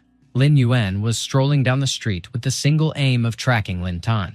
All of a sudden, he caught sight of where she was hanging out. She sat tucked inside a cozy cafe with a group of people. He darted behind a wall in a hurry, trying to spy on them from a hidden spot. He muttered internally that sure enough, she had already met up with them. But the gap between them was too wide, and his ears couldn't catch their words clearly, though he also couldn't risk drawing their notice right now. He admitted to himself that he had gotten rusty from not using it for ages, so he forced his mind to lock in, then triggered his skill, invisibility. At this point, his invisibility stood at level 3, with a 5-minute time limit stamped on it. He came to a stop right after stepping inside the cafe. He reminded himself with a flicker of confidence that it should be enough. Linton was in the middle of a talk with Xiaopan and Hao Chen, who both sat across from her. Hao Chen addressed her as little sister, remarking that everything he wanted to tell her had already been put out, and whether she believed it or not was up to her judgment. He pressed that joining them wasn't just about the organization, because when disaster rolled in 3 years later, she would end up the same as them. They would rise for that world. A heavy silence stretched between both sides. Lin Yuan just stayed still, tuning in without interfering. Xiaopan shot at Hao Chen that he ought to take a look at himself, since he had already scared the little girl and told him to reel in that suffocating aura of his. Hao Chen retorted that he was only talking about serious matters, and it was for her sake, since things had already gone that far. He was about to spell out what it involved, but his words were cut short. Lin Yuan jolted in shock when Hao Chen's gaze flicked toward his direction. Hao Chen's look carried pure suspicion. Lin Yuan's nerves tightened in surprise. Hao Chen then unleashed his skill, Dispel. The waves surged and blanketed the entire cafe. The system instantly pinged Lin Yuan that his invisibility effect had been shattered with a countdown from 3 seconds. Hao Chen's eyes locked like lasers on the spot where Lin Yuan stood. He just stared at that direction, dead quiet, even though nothing visible was there. He casually threw at the barista why he hadn't told him earlier that herbal tea was on hand, then demanded a takeaway cup, which the barista acknowledged with a quick okay and asked him to hold a moment. He replied that it was coming. Meanwhile, Lin Yuan speculated whether Hao Chen had drawn on the Dispel skill tied to a ring equipment, consoling himself that at least the invisibility Dispel carried a 3-second lag. The system promptly notified him that the effect was gone. On the flip side, Hao Chen sipped down his tea. He called out to Lin Tan, pressing that he hoped she would weigh carefully whether to join them, people who bore justice in their veins as they refused to stay idle when disaster loomed. And once she had thought it through, she only had to call the number above. She responded with a yes. Xiaopan chimed in, telling her that he would be waiting, his little beauty, so she had better come. Lin Yuan instantly reactivated his invisibility skill. He strode right past the barista to slip out of the cafe. Yet once outside, he muttered whether they had noticed something missing. As he roamed further, a cup of tea suddenly crashed at his feet. He froze, startled. The tea splattered all around on the ground, but the exact spot under his feet stayed bone dry. Hao Chen declared that sure enough, something was still off. The system then fired another alert to Lin Yuan that the invisibility effect would collapse in 3 seconds. Xiaopan and Hao Chen both glared sharply toward where Lin Yuan lingered as the effect faded out. Lin Yuan was gone the instant the invisibility effect fizzled out, leaving nothing but empty air in front of them. Xiaopan and Hao Chen froze in their spots, just soaking in the silence without a word. Hao Chen muttered that maybe he had been too on edge lately, brushing it off as nothing serious, while Xiaopan insisted he was being jittery and needed to loosen up a bit, tossing in a casual question about whether he figured that girl would eventually join them. Hao Chen remarked that the prophet's forecast made it clear she would show up sooner or later, and Xiaopan nodded along, claiming it lined up because those predictions had never failed yet, though what really nagged at him was wondering which girl he'd end up flying wing to wing with. Hao Chen grimly remarked that his bigger concern was just making it through the looming disaster alive, while Xiaopan countered with a shrug that it was still way too early for that. All the while, Lin Yuan balanced silently atop a tree branch, tracking them from afar as they drifted out of sight. He brooded that this crew was way trickier than he first imagined, and he mulled over the risk of slipping up if he lingered too long and let slip the truth of his forbidden class. He concluded bitterly that there was no real place left for him in the immortal world anyway, so every step needed extra care, and it felt like the right time to vanish elsewhere. Meanwhile, Lin Tan was clutching the business card she had been handed, her gaze locked on it like it held answers. She abruptly shot out a question to Lin Yuan, demanding to know what brought him there. He replied lightly that he only came down to grab something, and then casually asked if she had eaten yet. She admitted she hadn't, but brushed it off, claiming she was fine. He told her she shouldn't stay buried in work that late, mentioned he had picked up food, and suggested she'd check if anything caught her appetite once they got home. She frowned and sighed, thinking this guy barely managed himself, so why was he bothering to look after her? He cut the moment short by saying they should just head back home. She blinked in a daze, tongue-tied and unable to respond. Not long after, the pair returned, voices overlapping as they announced their arrival. Their mother remarked that Lin Tan must have lost track of time while playing, and asked if she'd eaten yet, offering to warm something up. But Lin Tan brushed it off, saying she didn't need it and just wanted to rest. Their mother then noted Lin Yuan hadn't eaten properly either, and promised to fix more food for him. Lin Tan quietly retreated into her room and shut the door tight. She let out a heavy sigh, her chest tight with restless thoughts. She mulled over how things had gone completely strange lately. She admitted that ever since she started playing that game, bizarre events had piled up non-stop. Her memory dragged her back to when she and her friend had been hacking away at monsters side by side. Her friend urged her to bolt, reminding her she was faster, and promised to hold the beasts at bay. They had been locked against level 5 longsword mantises, a nasty matchup. Her friend screamed as she stumbled, and a mantis lunged to cleave her down from behind. Lin Tan barked that she should run on ahead while she took the stand herself. She was the front line, and no front line ever ditched the back row, so the burden had to rest on her shoulders. With that conviction, she threw herself straight into the swarm of mantises while her friend bolted. One mantis slashed at her with hooked claws, and she caught it on her blade, steel clashing hard. But another slid behind her quicker than she expected, swinging its claws straight into her back. Her scream tore out raw as the blow struck clean and vicious. The system instantly chimed in, congratulating her for unlocking a hidden class. She groaned in agony, surrounded and drowning in mantises, while the system declared that her awakening had begun. She roared back with defiance, hurling her sword through sweeping arcs. Her movements sharpened, flowing faster, and one mantis toppled after another under her strikes. Her cry rose again as she swung with everything she had left, cutting them down with sheer ferocity. Moments later, she jammed her blade into the earth, leaning on it as her strength waned, her breath ragged, and the mantises littered the ground lifeless around her. The system finally announced her new class with finality, Sword of Dawn. Lin Tan figured the feeling was real, noticing how her body shifted in the real world too. She wondered if she could protect everyone if a disaster really struck like they said. She wondered if she could actually pull that off. She wondered if anyone could survive, if even that kind of power couldn't hold back the disaster. She asked herself whether she would join them or not. She decided she had to get strong fast because she wanted to protect them. Meanwhile, Lin Yuan stared at the same family photo. He figured he couldn't delay things anymore. His focus needed to stay on the game, and he couldn't stay on guard forever. So it was time to let them live comfortably. The next day, an agent greeted Lin Yuan. She checked if he was coming to look at the house that day. He asked if she had a fully furnished villa and mentioned it needed tight security. The agent figured he looked too young, and while wondering if he was actually rich, She pressed if he even knew how much their property cost. He admitted he hadn't checked, but he figured it would be enough. She examined his card. She confirmed it was a limited edition VIP card with at least tens of millions deposited, and called him her god of wealth. She instantly welcomed him home, declaring that employee number 2345 would be dedicated to him. Later, Lin Yuan's mother checked if she heard him right. She pressed if he was saying this was their new home. She pointed at the private pool, saying it looked like the ones on TV. So fancy, it almost stunned her. At the same time, Lin Yuan's father questioned if the bed was too big. The two of them stood amazed as they toured the house. Lin Yuan's mother asked how long it would take him to finish paying for the mortgage or if they should move back, and his father agreed, saying they didn't want him under too much pressure. Lin Yuan explained that there was no mortgage since he'd bought it outright using his competition winnings and gaming income, so they could live there peacefully while he stayed next door, focusing on his games. His father admitted he never imagined living in a villa in his lifetime, saying he owed his fortune to his son, while his mother remarked that her boy had grown up and could stand on his own before she even noticed.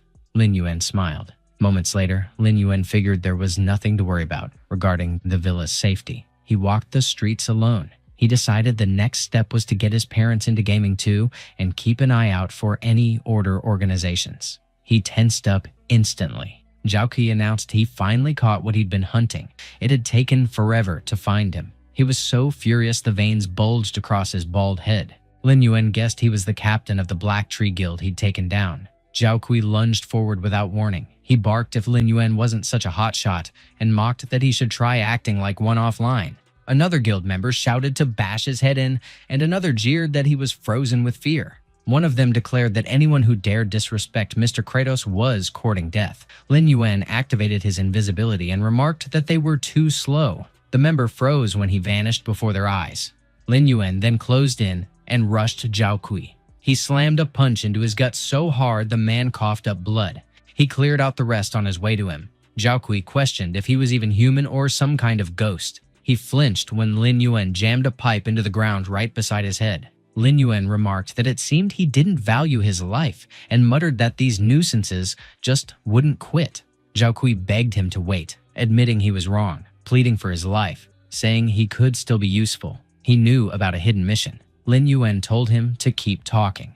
Zhao Qi mentioned that in the main city he'd met a blacksmith named Tongs had been running ore deliveries for him, and when the favor got high enough, the guy promised to craft a piece of gold gear. Lin Yuan recalled that someone had managed to snag gold gear fast in his previous life, and rumor tied it to some unremarkable NPC. So maybe that guy hadn't lied, but he pressed him if it was legit. He crushed the pipe in his hand barehanded. He warned that he'd better not pull anything stupid, since there were plenty of ways to deal with people both online and off. If he touched his family, that'd be his fate. Zhao Qi replied that he got it. By evening, Lin Yuan headed to the Moonlight Night Tavern in the Western Desert's main city to find Tongs.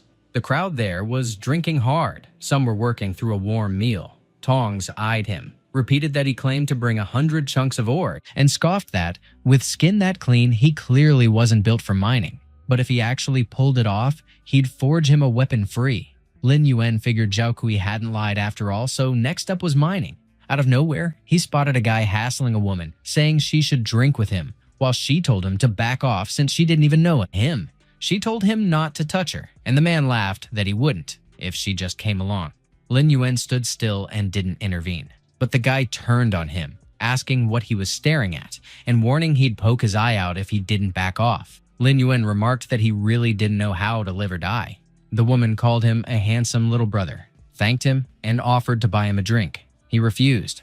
She teased that he shouldn't walk away so fast. Her heel caught, and she stumbled. He noticed instantly and caught her before she fell. She grinned and asked if he liked dancing, saying she did too. He muttered that she was trouble. Moments later, Lin Yuan rented a room. He let her sleep it off there and left quietly. Soon after, he made his way to the Viper mine. He used his kobold summons to dig. He figured the 12 of them stored in his netherworld gate were perfect miners and would rake in plenty fast. Then, an explosion rocked the tunnel behind him. Level 10. Violent moles burst out attacking. Lin Yuan ordered the scorpion to go wipe them all before they ran. The scorpion lunged, shredding through the moles.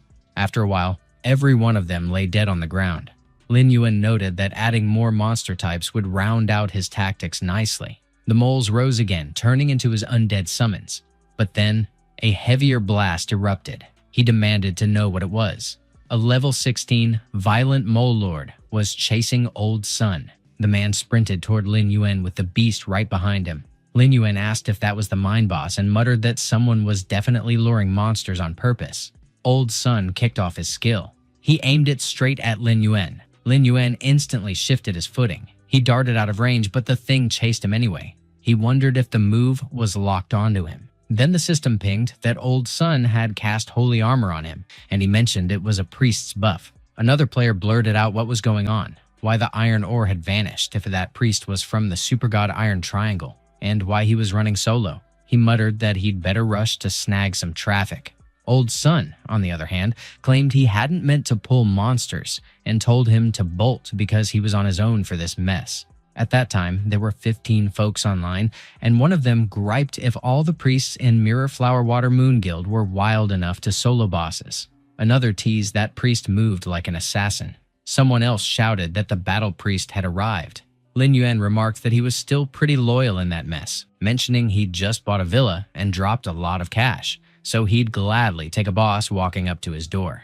Over at the stream, viewers shot up to 130, and one wondered why the guy looked familiar. Another exclaimed it was that master who soloed the world boss, telling everyone to stay tuned because things were about to get good. And when he complained the master wasn't acting yet, he urged him to move. Meanwhile, the mole was about to sink its claws into Old Sun, but Lin Yuan intercepted with his sword. Old Sun demanded who he was. At the same time, Zhao Kui watched the stream. He cursed and barked that it wasn't shameful losing to that beast. Suddenly, Nuyan grumbled that the net was flooded again with praise for that so-called great god, whining about the non-stop hype, while his companion scoffed, who claimed otherwise, and boasted no one could match their president's moves. Zhao Kui pointed out it was Nuyan from the Fury Guild, and said he'd seen that stream too. Honestly, the mad god only rode on the guild's strength and class advantage, but purely by skill, no one matched that great god. Nuyan snapped at him to repeat that. Zhao Kui pressed if he was really Nuyan from the Fury Guild, and told him to check because it wasn't just him.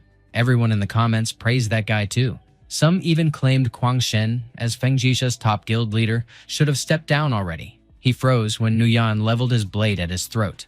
Nuyan demanded what in the hell he was supposed to be, and Zhao Kui shot back what good it did to vent on him when everyone said the same, then added that the mad god was just too low-key. After all, when there are no heroes, the young ones shine. Nuyan growled if that guy was still streaming, and Zhao Kui confirmed, still in the mine. Nuyan ordered the guild to be notified and told everyone online to follow him. Meanwhile, Lin Yuan unleashed a flurry of sword slashes at the mole. He called out that Old Sun could leave now since the creature's hatred was locked on him. Sure enough, the mole lunged straight at him. The blow hit so hard its claws tore deep into the ground. Lin Yuan dodged fast and widened the gap. He then hurled his fireballs. The mole shrieked as the blast scorched it full on. Back on the stream, viewers had climbed to 1,297, and one shouted they had to study it frame by frame. Another gushed that the master's moves were flawless and that monster's hatred never wavered. Another joked they were getting double vision, and someone else marveled that the master had endless tricks and insane power. Meanwhile, the mole yanked its claws free. It then barreled toward Lin Yuan.